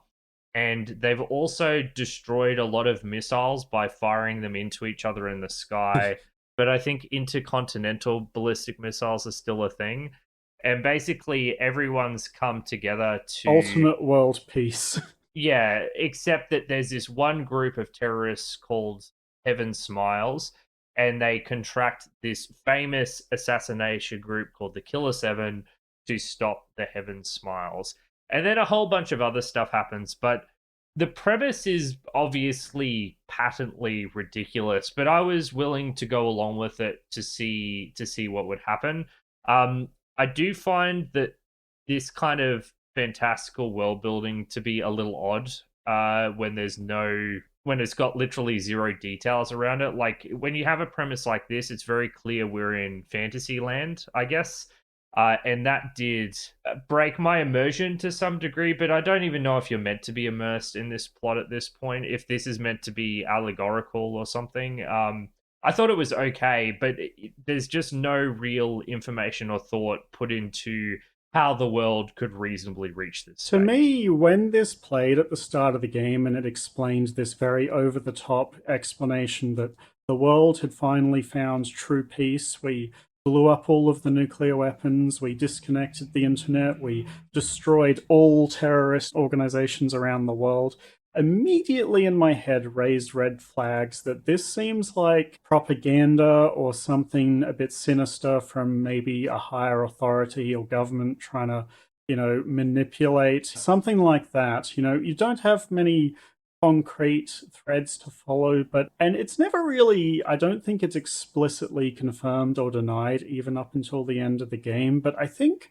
one of a lot of the themes that the game is trying to get across do point towards this kind of thing being more than meets the eye, or at least more than is directly delivered to you at the beginning. There are two main plot threads, I think, and then like they tie in with each other toward the end. There's the geopolitics plot, where there are, the puppet masters basically of Japan and the United States trying to like broker deals and stuff. And that is the plot line that I had almost zero comprehension of as Yeah. I was playing. So like I think I can confidently say that the creators, the writers, have something to say about the relationship between Japan and the United States. I could not understand it for the life of me. I read the Wikipedia summary. It went like, I read it and immediately forgot it. It is just, it's Teflon for me. And if that's a failing on my part for not being interested in geopolitics enough, like, fine, I'll wear that hat if I need to. But the way that this game presents it is it's super nonlinear in the way that they tell it. You get a lot of that storyline by watching cutscenes of characters like speaking in tongues to each other. Like, we've already talked about the way dialogue works in this game. Like, no one talks like normal people. So there's that. And then you also have this other non-linear story of the Smith Killer 7 syndicate, basically, of Harmon Smith and all of the other Killer 7 members, which are not their own people. They are personas of Harmon Smith. And that's something you learn pretty early on in the game. And that's why you switch characters at a TV screen, and why only certain characters can walk through security cameras and stuff, because like they see through the persona, stuff like that. The stuff with the Smith family was much more interesting and much more easily understandable to me. Thus, that story hit harder for me than the geopolitical story, which was almost just flavor, until like there's like one thing toward the end when you go to that school and you find out like what that school is. And I was like, oh, okay, I get what they're trying to say here. But then like the way the game ended for me was a complete shock. And I don't think it should have been. I just like, had I been able to follow that geopolitical story up until that point, maybe I would have understood why the ending happened the way that it did. But I had no idea what was going on in that storyline. I was focused on the Smiths, which I think is a fun story too. I think that once you've gone through the game, and I won't go like into direct explanations here, but I think there's a clear theme of this internal struggle between the East and the West that takes place in this story. There are two specific characters which embody the East and the West, and it's implied that they are basically in an immortal battle, right? Like it's just never going to end. So from this point of view, I actually think that it doesn't matter what the specifics are of the geopolitics, past the fact that there is a lot of conflict between these two sides. And I think part of the ultimate idea is that there are these individual battles that are kind of happening throughout, time, basically.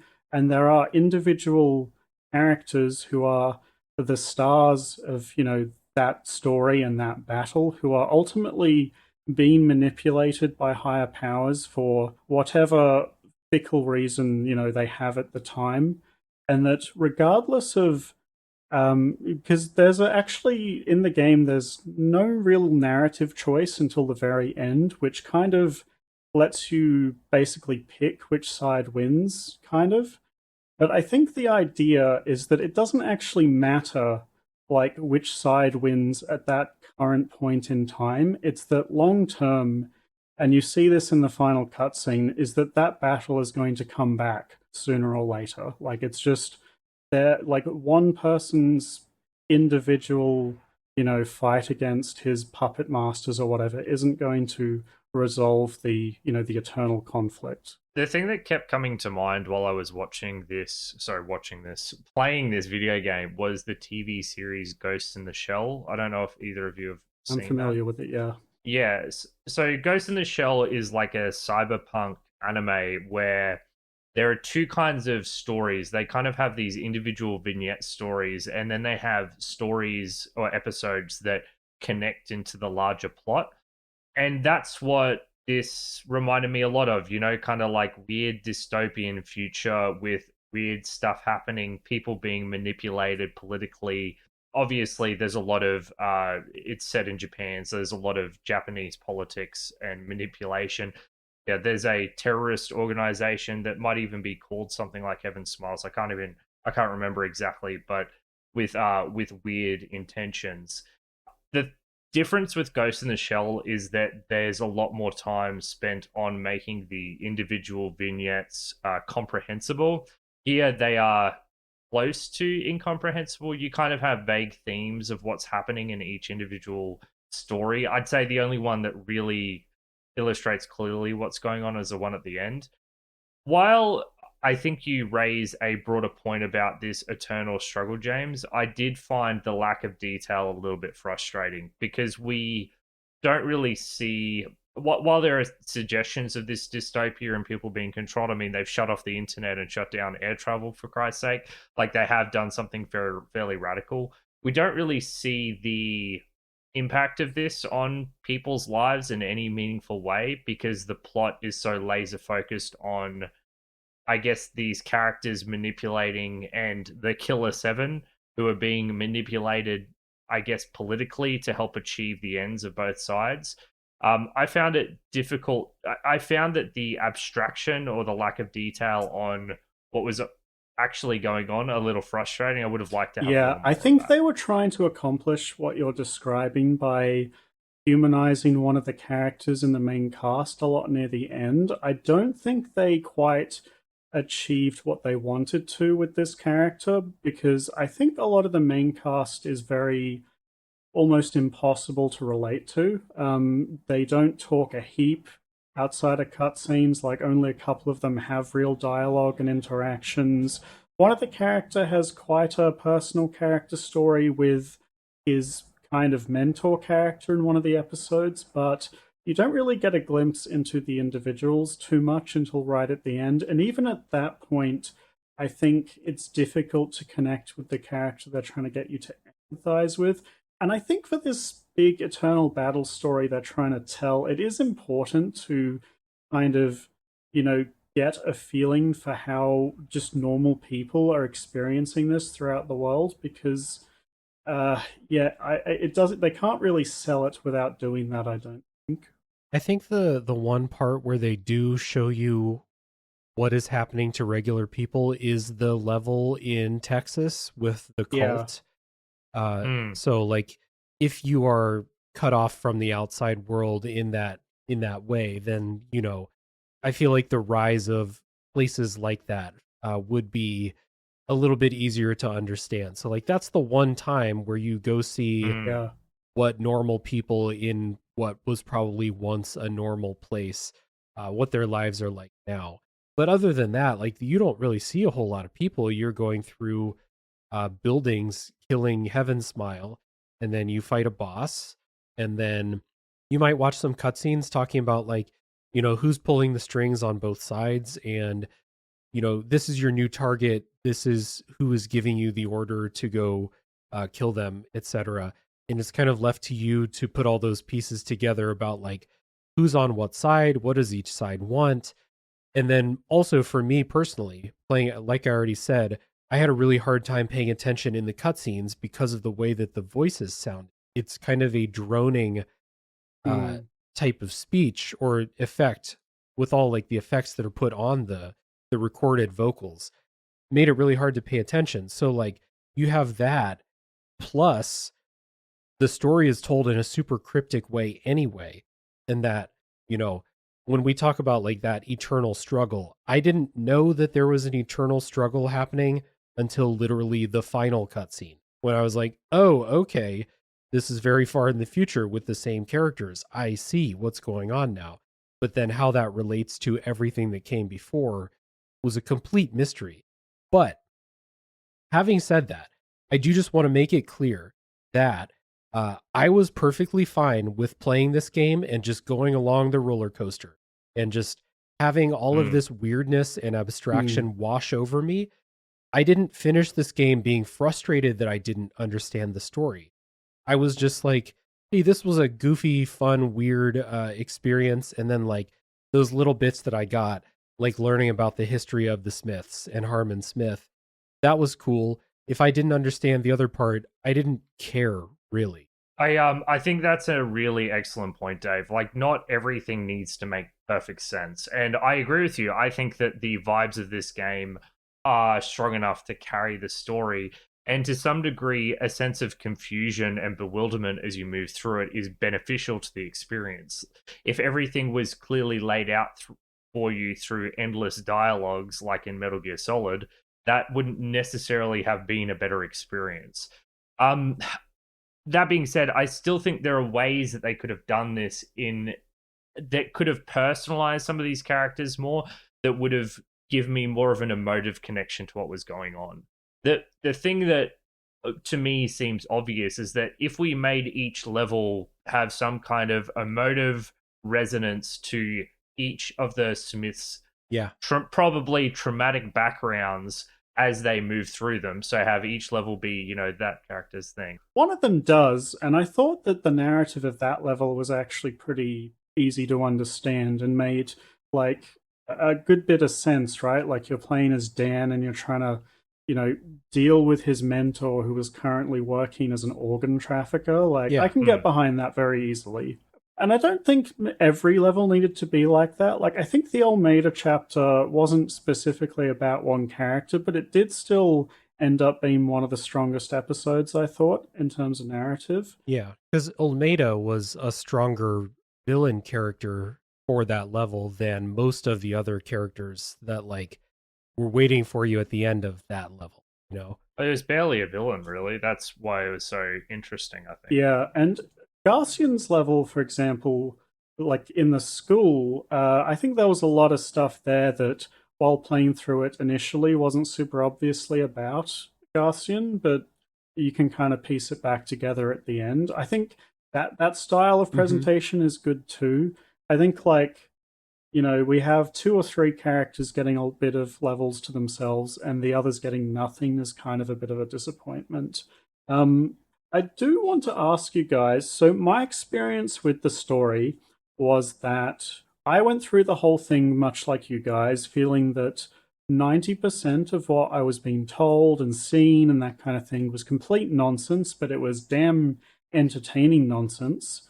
When I hit the end of the game and I got those final reveals, I spent the next few days thinking about all of the levels that led up to the end of the game, and I actually found a lot of the nonsense was no longer nonsense to me because it made a lot more sense. And then once I started tugging at that thread in my head, I found it really difficult to stop. And kind of to me, the best part of this game was after it was done, and I spent the next like 3 days trying to figure everything out from all the clues that I had, because I think there is actually a lot of intentionality behind a lot of what is being said. It's just not explicit, and it's up to you to kind of figure it out. And I found that very engaging. Like, I almost wanted to start playing the game again to try and see the cutscenes that I'd maybe forgotten, because I think if you gave me enough time, I could figure most of it out. And to me, even if maybe the characters themselves aren't that interesting, even if, you know, the actual conclusion of the things you piece together isn't that interesting, the process of untangling this mess to me was quite enjoyable. For me personally, I'm not someone who untangles things like that after the fact. Like, I'm one of the biggest fans of From Software out there, but I do not do any piecing together of the puzzle pieces with those stories. It's just not something that I like doing. So I totally get what you're saying. And before you said this, I was gonna jump in and say the same thing. So I agree with you. Me saying that I let this story and weirdness all wash over me doesn't mean that what's there is nonsense. I've read the summaries, I've watched people's analysis of the story, and I think that when you are able to put all of it together, it makes a lot of sense. It's just told in such a challenging way, we'll say, that a lot of people are going to come out of it and be like, I have no idea what happened, which is what I came out of it with. But that doesn't mean that it was nonsense or bad in that way. it's just a very challenging way of telling the story.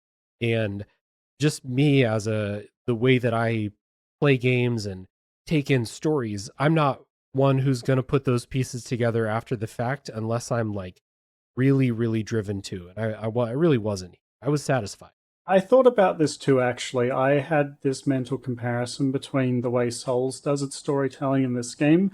I actually think it works better here for me because it's so linear that you are always going to get every clue on your first playthrough. Yeah. And the fact that you have every clue already makes it much easier to, after the fact, piece it together. Like, one of the things I always struggled with Souls is that because it's likely that you probably miss like 40% of the clues, it's so hard to piece it together unless you are literally working with a community of people trying to figure it out together. Here, I think it is much more, achievable for a single person to play this game once or twice, watch some cutscenes again on YouTube, and actually make a good number of conclusions themselves. So my thoughts on this is that I think that there are two layers of the story. I guess the metaphysical, spiritual stuff and the geopolitical stuff. While I think the metaphysical, spiritual weirdness stuff can be explained to make sense, I think the geopolitical stuff is basically a bunch of crap. I think it doesn't make any sense. I think it's fundamentally silly. And I don't think there's so many things in this story that are incomprehensible. The fact that people were like the thing that really stands out is when there's a bunch of missiles launched at Japan. They don't explain who launched the missiles as if that's irrelevant. And then they don't tell you if the missiles hit or not. And then the United States and seemingly no one wants to stop the missiles because Japan has little economic value. That's like an example of a thing where it's like, this is just, I just don't know what's going on here. Like, what are you trying to say? None of this shit makes any sense. It doesn't make any sense in respect to anything that's happened throughout history. And stuff like this is a common occurrence with the geopolitics. There's a point when someone says, yeah, there are 10 million Japanese agents in the United States. I'm like, 10 million? 10 million. And it's a conspiracy and no one's ever heard of it. And there's 10 million of them. I can't like take this game seriously enough. When the game is weird and there's ghost speaking and people are taking other people's identities and there's people playing cosmic games of chess with people's lives, that stuff in some regards makes a lot more sense, and a lot more effort has been put into crafting that side of the narrative. There's been little to no effort put into the geopolitical side. So I was majorly turned off by the geopolitics in this game, whether it's intentional or not. I just didn't like it. And the part of the story that spoke to me was all of this other stuff, all the weird stuff that doesn't make sense for good reason, I feel. Out of the individual narratives in the levels, which ones did resonate with you guys the most? I think Garcian's is the one that stood out to me the most personally. Garcian gets by far the most screen time of any of the Smiths, and you get like actual scenes of Garcian having a personality and doing stuff. Like the Russian roulette scene is a fantastic scene. Oh, it was hilarious. Loved it. So good. And it gives you like a window into Garcian's character. And then you learn about who Garcian was and that backstory, how he came to be associated with Harmon Smith and all of that. There's the one with Dan, but like several of the characters don't get that level of storytelling. So it's kind of like by default that Garcian is the favorite because Garcian gets like 10 times the amount of screen time that the others do. It's kind of interesting because the individual stories, except for the last level with Garcian, they don't really stand out to me that much at all. Like, it's really just the general vibe as I move through the levels, I have to say, which resonates far more strongly in my mind.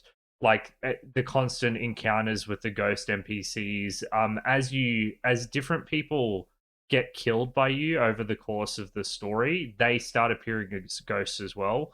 And I guess it's just that more general strangeness as you move through. is looms larger in my mind than the narratives that they were trying to tell in each individual level. I kind of agree with that, yeah. Did you guys cotton on to...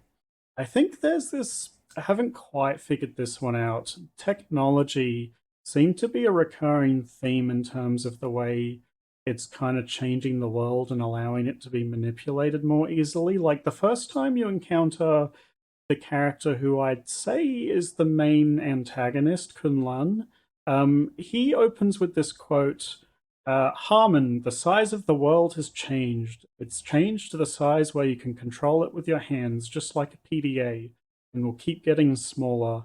And then we've got other things like the TV, which you use to change and level up your personas, which kind of suggests this like brainwashing thing happening in the background, the way cameras interact with the main characters, the way during the levels with the most intrigue, there's a lot of recordings and that kind of thing, a lot of manipulation via screens and that stuff. Did you guys see anything in there narratively?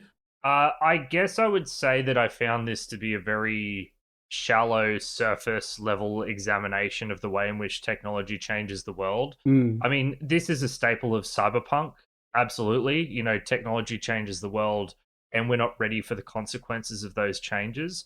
But usually you kind of see flow on positive and negative effects. You get to see real people's experience with technology.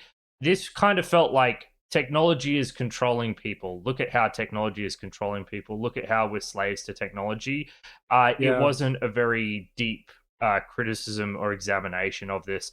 And I think that other games and other genres have done this a million times better. Even the new Cyberpunk 2077 game, I think, has many, many instances of examining this idea in far better ways. And as I said, Ghost in the Shell has many excellent examples. So to me, I just found this very shallow. Thematically, it's fine, I guess. I know that there's these big themes of conspiracy and control seeded throughout the thing. But, you know, the fact that there's a big conspiracy and there's someone in control and nothing of what we do matters is fine, but it's not as nuanced or as interesting as I think as I think it could be. That's how I feel about it too. It's most prominent in maybe the Almeida episode with all the advertising, but for a company that doesn't exist, yeah, for a company that doesn't exist. And I generally felt this way about a lot of the themes, that they took a lot of different ideas in a kind of shallow way, but then narratively took all of they mixed up all the puzzle pieces, which kind of, as you're playing through the game and experience the story in this very disjointed way, it gives these shallow ideas this feeling of weight that I don't think they would have if it was told in a more linear progression. Yeah, I would say that, at least in my own personal experience, this game is so disorienting that nothing that was said could really stick with me. I was basically grasping at, like, trying to figure out literally what is happening, that more subtle things or more, like exploration of themes were just out of the question for me personally when I was playing this. So I don't know, like, I think that a lot of people are going to have a similar experience of playing this, either taking everything at surface level when it comes up, or literally nothing sticking. And you just go through, you hear people say things like this, and, you know, they twirl their mustache and you go, yes, very evil. And then you move on to the next scene. That's kind of how I experienced this. So I have like very little of value to say about exploration of themes in this game, because after I finish this, other than like the very, very obvious, like the relationship between the United States and Japan, I don't think I could pinpoint anything that this game was actually trying to say. So Dave, I think, I know you're a big fan of the Metal Gear Solid series. While I was playing this game, the game that kept coming to mind was Metal Gear Solid 2, because I think that it touches on a lot of the same themes: conspiracy and control and identity. do you think that it tackles the themes in a way that resonates with you better? Oh, 100%, because Metal Gear Solid 2 wants you to understand it. That's one of Kojima's things. And to a fault sometimes, Kojima will go to great lengths to make sure that you understand what he's trying to say. Weird. So, The ending of Metal Gear Solid 2 was not that clear to me. well, the problem with the ending of Metal Gear Solid 2 is that it contains every single bit of philosophical idea in one like 25-minute cutscene. Yeah. So like it's a pacing issue, but like they very clearly they are telling you directly what they want you to know about like their thoughts about this whole thing. Like it's almost like they're speaking to you and not Raiden at the end of that Well, game. they are, aren't they? Whereas in Killer 7, like it is so cut up and mixed up and then flipped backwards that like you could play through the entire game and not really know what this game is getting after, other than telling this weird and bizarre future dystopian fantasy story. Whereas in Metal Gear Solid 2, like I said, like they go to great lengths to make you directly hear what the point is. That's, where they might be talking about similar things, but the delivery of it could not be more different, in my opinion. It's interesting to me. I'm kind of curious on your thoughts about this, Patrick, because like in the past, you've been very against that Metal Gear style of storytelling where it's very direct and full of cutscenes. And I would have thought that the way this game tells its story is closer to something that you would be on board with. Yeah, it is interesting. I think this might even be too little information for me. And I think one of the core problems is that I don't actually think any thought has been put into the world building. I mean, the thing with this game that really comes to my mind is style over substance. Yeah. I think that thematically a lot of thought has been put into all these things, and I think that all the clues are there, and I quite like that. But the world building to me feels really nonsensical. Like I can't get over that hurdle. The other thing is, Dave said, this game is trying to say something about Japanese and American relations, and I don't know either, because nothing in this game seems to correlate with how I understand Japanese American relations. Like, I think that, for example, if this was a post-colonial critique of the West and how they treated Asian countries in the 1850s, that's an angle that they could take. Or the angle they could take is the United States and Japan's relations if the United States was refusing to leave Japan, which is what happened in the 1960s and early 70s, where the United States was still holding on to the islands far beyond the point at which they should have. Or they could talk about, I guess, modern United States-Chinese relationships, which are obviously very fraught. But I don't understand how anything in this game correlates to Japanese-United States relationships at any point throughout history. Maybe it's not as allegorical. Maybe it is a perspective that some people, because this is a Japanese game, so a perspective that the people who made this game might have on like one country bullying the other or something like that. But in recent history, like as far as I'm aware, and maybe I'm completely wrong, the United States and Japan have had incredibly tight relationships. Obviously, there's been controversies across the way, but I thought that they got along quite well. I mean, I think like on a political and like diplomatic level, yeah. But especially the United States, because like the United States is just viewed a certain way everywhere. Everybody has their view of how the United States handles things. And as an American, I am not really privy to that unless I talk with people from that country, and it will vary from person to person. So like, this is one of those things when you have these auteur products, like it's one of the things I actually like about these products from Kojima and Suda51 and Yoko Taro and people like that, where you really feel like you're getting a window into their specific head and not a writing team. So maybe it's just a weird idea that they had. Like, wouldn't this be interesting to like explore in this weird Fantasyland future? This is what is happening. Like, you have the thing later on in the game where you have like this school that raises the political elite, and then they go on to pull the strings around, and like there's a commentary about certainly like the political ruling class in the US at the very least, The elections around being the world fundamentally too. rigged, that kind of thing. Yeah, stuff like that. Like there are things that are being said there, but like I don't I didn't necessarily like play this game and think like this is obviously allegory for things that happened in the past.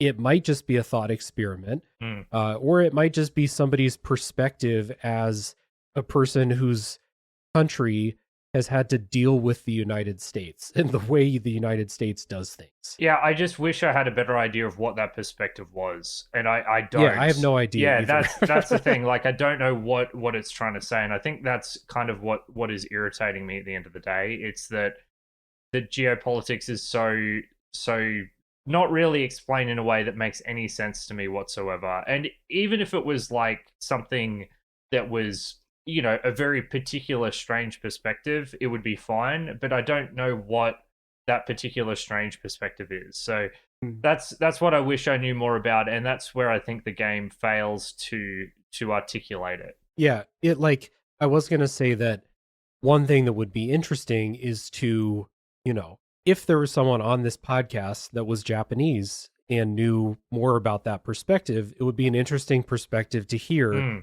if they could map onto what's going on in the game and be like, oh yeah, this is actually something that like a lot of Japanese people think about. That's really widespread. Or something like that. But that's not the case. And it might not be the case, even if there were, a well-versed Japanese person on the call. They might be like, yeah, I don't fucking know. It's weird. It's a thought experiment. That would be funny, actually. Like there is that, because this is made from a cultural perspective that I know almost nothing about. There is always going to be like that mystery to it, or like that unknowable quality to it, where like it could be something very specific that Suda51 believes, but I have no idea, and I probably will never know. James, you're going to have to find all the answers for us. You're the story expert on Killer 7 now. Yeah, I don't think I'm going to find those, because I think it is pretty vague intentionally, but I also, don't think that at the end of the day there is too much to find if you go down the rabbit hole. It's probably also, like, it's interesting because whatever perspective they're attempting to convey was one from, 15 years ago, 20 years ago at this point. Yeah. So it's also very difficult to, put your mind back in the, the frame of reference from the early 2000s. So yeah, obviously, that period shortly after September 11 is obviously a radically different time to the time we're in now. The main antagonists being terrorists, like, set in the game in 2005, like, that's not a coincidence, right? Right. No, and this game began development in 2002, and it released in 2005. So, like, right in like prime war on terror. Yeah, it's funny. Like it reminds me of we've covered the Splinter Cell games, and Splinter Cell 1 came out in that same time period. But it's obviously a Tom Clancy game, so it's a far more traditional US hurrah kind of perspective, where the US Army just goes into a Middle Eastern country and saves everyone. So yeah, this is obviously a lot more critical of that than a Tom Clancy game. Anything else to add on the story? Any major perspectives to share? Real quick, one thing that when you go back to Harmon's trailer in between levels, there's always that door that you can't open where you hear someone being tortured behind that door. Finding out that was Iwazaru, who was then the eternal opponent of Harmon Smith, was kind of cool. And I thought that of all of the things that I wanted to know the answer to in the game, I most wanted to know the answer to what was behind that door. Yeah, because you kind of get to go in there once, but I don't think you're like when you go through that door and you see the two characters playing chess, Like, that scene is very metaphorical to me. Like, I don't think that's what Garcian sees when he goes through the door in reality, right? Right. And I think, they have this cryptic conversation that's about Garcian's past if you go back and look at it again after finishing the game. But Harmon sneaking in there, because that is the vault that has Iwazaru in it, I believe. Um, Also, what's the mhm. deal with the maid girl? Like everything to do with her is very confusing. Yeah, so I Yeah. think after the game came out, they confirmed that they did not get to put everything into the game that they wanted to. And later on, they released a book novella or something similar called, I think it's Hand in Killer 7, that has a lot of story information in it about characters who were cut from the final game and were supposed to be in there. And one of them is this character that's kind of manipulating the maid character. So basically, her story isn't really fully in the game at all. I have also seen lots of conflicting information online saying that half the stuff in the manual conflicts with stuff in the game. So all of that seems a bit unfinished and confusing from as far as I can tell. It was pretty shocking walking in and seeing her raping Armin. And in general just the abuse, like how she was so weirdly abusive towards him. And then I think she was the same as, she's the one who saves your game, right? Because Yeah. at one point she dies and then she's no longer there to save your game. I mean, she just has the same model in a different costume. Yeah. Yeah, so but her character for me was every time I encountered her, it's like she was a radically different character. It's like her personality was just bouncing all over the place. So stuff like that, that's another example of like stuff that adds to the I guess uneasiness I had playing through this game. We haven't really touched on whether this game is like a horror game or not, but playing through it I think at times, while I was never like scared, I was definitely uneasy and uncomfortable. And part of it was scenes like this that kind of like shake up the tone in ways that you're not expecting. That's about all I have for story, and I'm actually pretty much at the end of my notes. So, Yeah. does anyone have any other things that they want to discuss before we move into final impressions and whether we would recommend this game? I've reached the end of my notes as well. Yeah, I'm good. All right, well, that ties everything neatly in a bow then. Dave, as the guest, would you like to grace us with your opinions, your final opinion on Killer 7, and whether you'd recommend people play it today? Yeah, so I definitely would recommend that most people play it. If you are, past 2 hours here and what we've talked about sounds interesting, then I think us talking around or talking about how like difficult it is to grasp what's going on in the story might put people off who like really want a story to drive them through the game. So like that's something to keep in mind, I guess. But like I think we've mentioned a few times that there is stuff there and it does connect together in a way that makes sense, I think. But you might have to do a little bit of extra work or at the very least pay very close attention to what people say.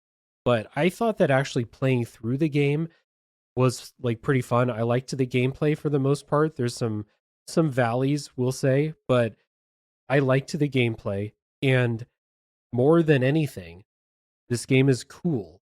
The aesthetic is great, the sound design is great, the music is great. The acting has a kind of tone to it. Like when you do get voice acting, it has a type of tone to it that I think is just really cool. So even if you are just going to play this as a gameplay and aesthetic experience and just let the story and like general strangeness wash over you, I think that is still worth your time. So it's definitely something you should check out. Like if you value originality in games and like creativity, then you should absolutely play Killer 7 because I've never seen or heard of anything that is quite like it. It is one of one. And then whether how good you think it is will just be dependent on the person, I guess. But if you value originality, there's nothing more original than Killer 7. So for me, I think I could pretty easily recommend Killer 7 to a couple of groups of people. So The first kind of people I would recommend Killer 7 to are people who highly value novelty and originality. I think this is the kind of game you can't get anywhere else. And despite the game's many, many flaws, which we've discussed, I think that ultimately, when you have a game that stands out this much in terms of presentation, storytelling, gameplay, and just the whole package, really, it's kind of like, to me, it sets the bar lower for whether or not I'm willing to recommend it. Like, I would not get this experience anywhere else, and it was one that was thoroughly entertaining for a good portion of the playtime. Now, for the second group of people, I did find myself at times wishing that, the game would wrap itself up kind of in the midsections where the novelty wasn't as high, and I'd kind of, I understood the basic premise and I kind of saw what was going to be happening in the levels, and the gameplay was getting pretty repetitive. I was kind of ready for the game to end. However, upon completion of the game, which I think ends quite spectacularly, and getting the keys basically to unlock the rest of the narrative, I then had a hugely enjoyable time managing to piece everything together, or at least attempting to.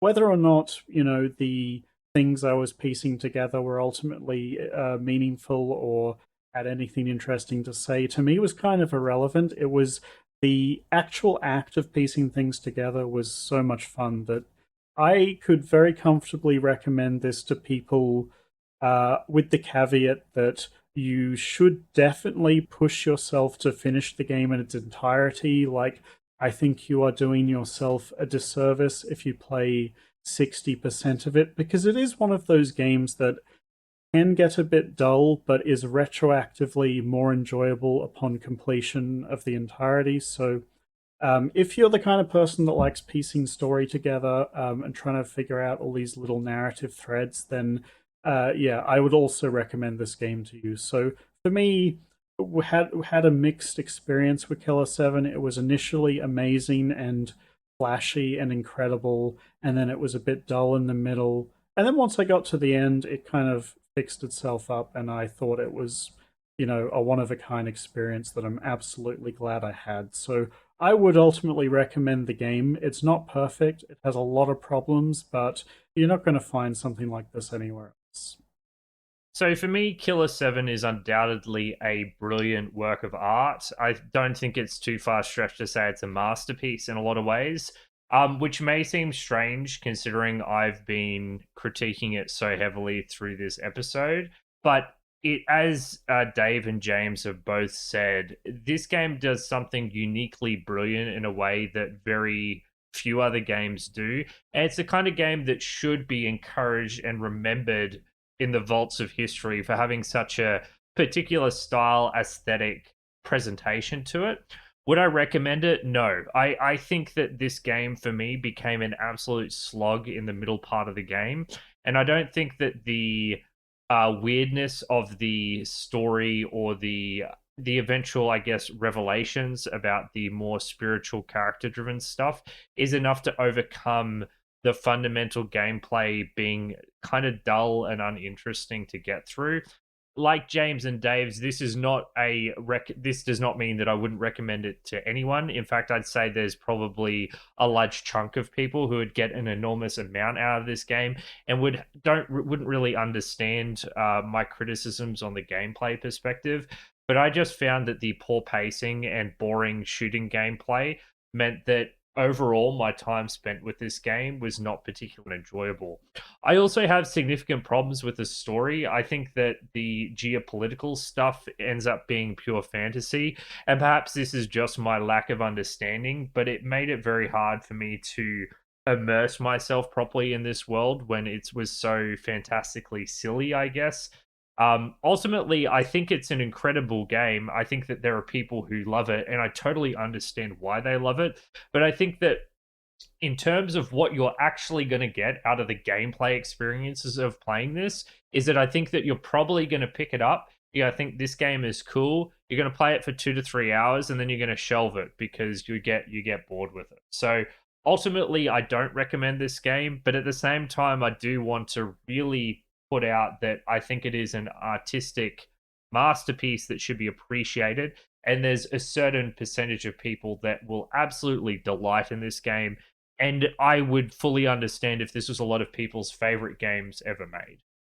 This was a pretty fun episode to do, honestly. Like, even if the majority of the gameplay's whatever, like, analyzing it was worth it for me.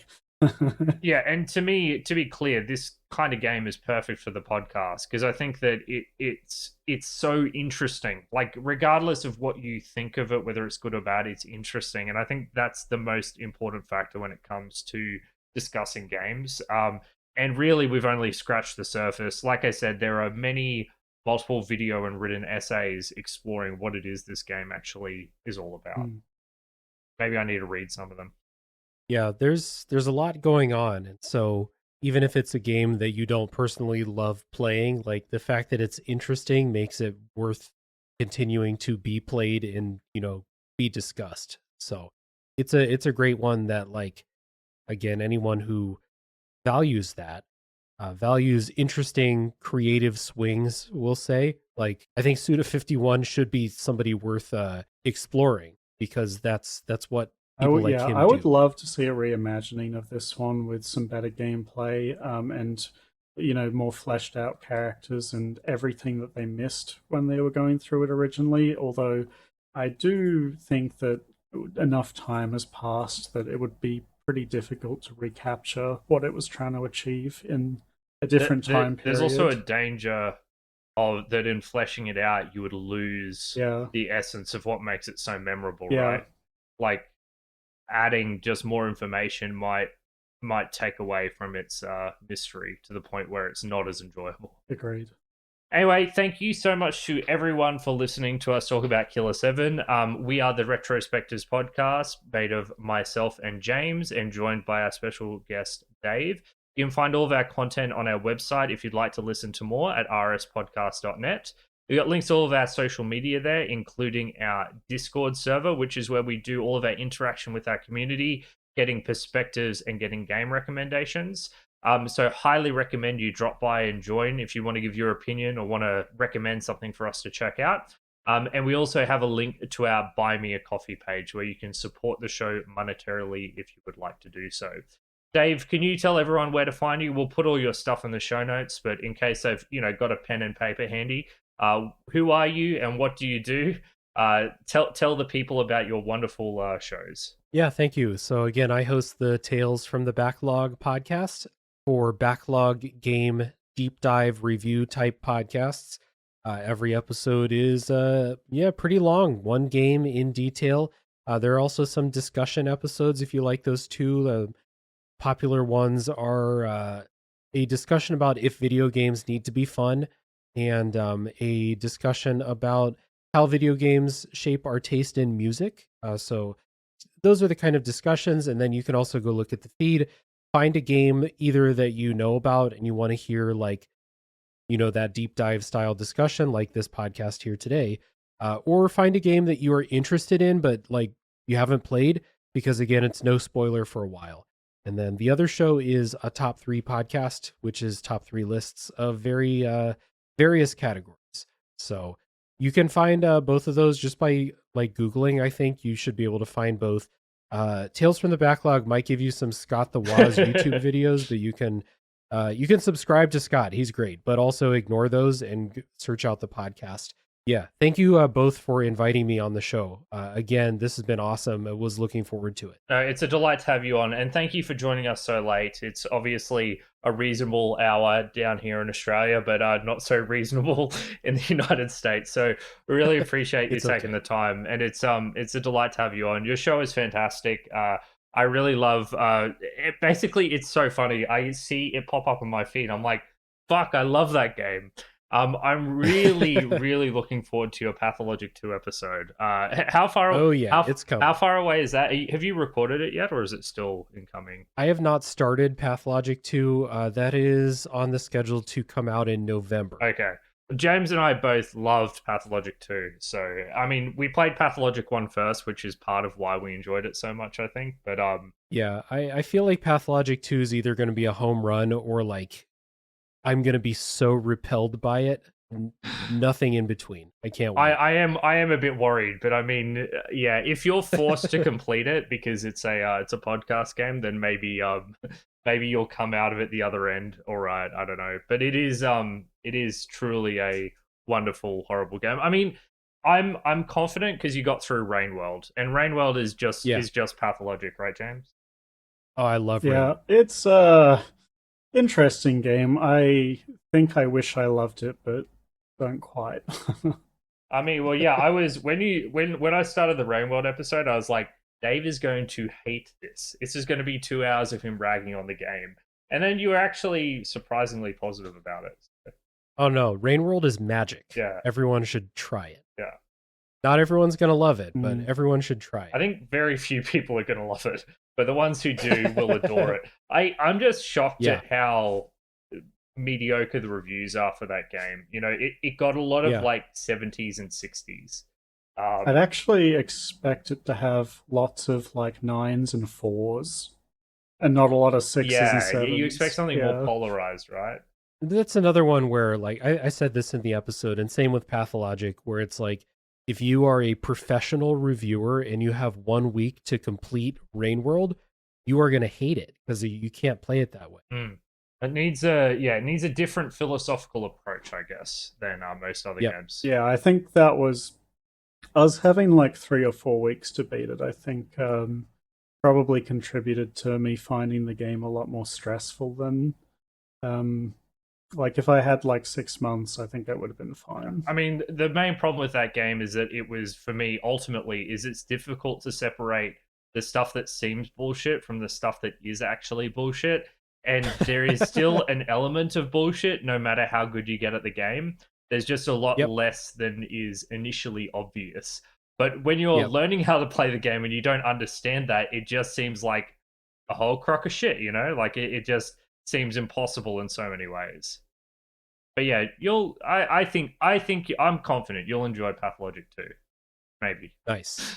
I can't wait. Yeah. I'm excited. So that's Killer 7. Thank you, everyone. But before we sign off, we need to talk about what we are playing next. James, what is the next episode? So it's my turn, and I'm actually picking a game after being inspired by listening to one of Dave's episodes on The Legend of Zelda: The Minish Cap. This is a game I've wanted to do for quite a while, actually, which is Zelda 1, the very original game. I think it would be absolutely fascinating to play this game as, walk through 3 as possible and see if, because I think this is a game a lot of people could beat with the help of, talking to people. This is kind of before you'd go on the internet to find answers for things. So I think, people were finding their way through this game through sheer brute force or talking to friends down the road, that kind of thing. I'm pretty curious to see how, we go playing this one from a modern perspective. I think it's going to be very interesting, although maybe a little painful. Are you a big Zelda fan, Dave? Have you played many of them? I've played most of them at this point, including the original one. Oh, really? Okay, I know you generally don't like games that old, so I'm actually somewhat surprised you've played it. Out of curiosity, I played Zelda 1 and Zelda 2. I like Zelda 1 a lot more than I like Zelda 2. Zelda 2 is the side-scrolling one, right? Yeah, Zelda 1 will be interesting, and I think playing walkthrough free would be good, but allow yourself to ask people who have played it, because that's how people played it back then. And I think that there is that expectation, I think, that you will bounce ideas off of. That said, I played it completely blind. I didn't beat it, but I had a good time. Yeah, see, I've never really been a Zelda guy. Trying to think of I didn't really get very far through Breath of the Wild, which I know is very unlike the other Zeldas. And I don't think I've really played any of the other Zeldas for any significant length of time, really. So I think this is going to be my first time ever completing a Zelda game, which sounds crazy, but I think that's correct. The top-down Zeldas are basically, the old Zeldas are basically top-down Metroidvanias in a sense. The progression is you go around, you find an item that unlocks another area of the map, and you just repeat that process. So it might be fun. I'm a little worried that the combat's going to be so simple that it's not engaging, but I think the actual process of, if I take the approach that I would have when I was a kid, which is to have like a notepad to jot things down on, I think that'll be a lot more engaging to me than if I just try to brute force it in my head. Well, if it's anything like the Nintendo game that surprised me the most was Super Metroid. Like, I think that game is unbelievably good. I couldn't believe how good it was when it was released. And I know Zelda's been similarly. Obviously, I know Zelda's insanely influential in terms of game design. So even if I've never played a Zelda game, in the hundreds and thousands of games I've played, I'm sure many of them have been deeply inspired by Zelda. So you like Zelda, Dave? You reckon we're onto a safe pick? Oh, I wouldn't necessarily say that it's safe. I mean, nothing is safe. But yeah, I mean, yeah, I wouldn't guarantee that you're both gonna like it. But even me, when you say that I don't like a lot of games that are that old, you're 100% correct. I don't. I think I could name probably 5 or 6 NES games that I like, and Zelda 1 would be on that list. Okay, that's good. Yeah, I bounced off the original Castlevania. You can see the competent design in there for sure. Well, I think it's a great pick, James, and I'm eager to go back and give it a crack. So we'll see you in a few weeks for Zelda 1. See you then, guys.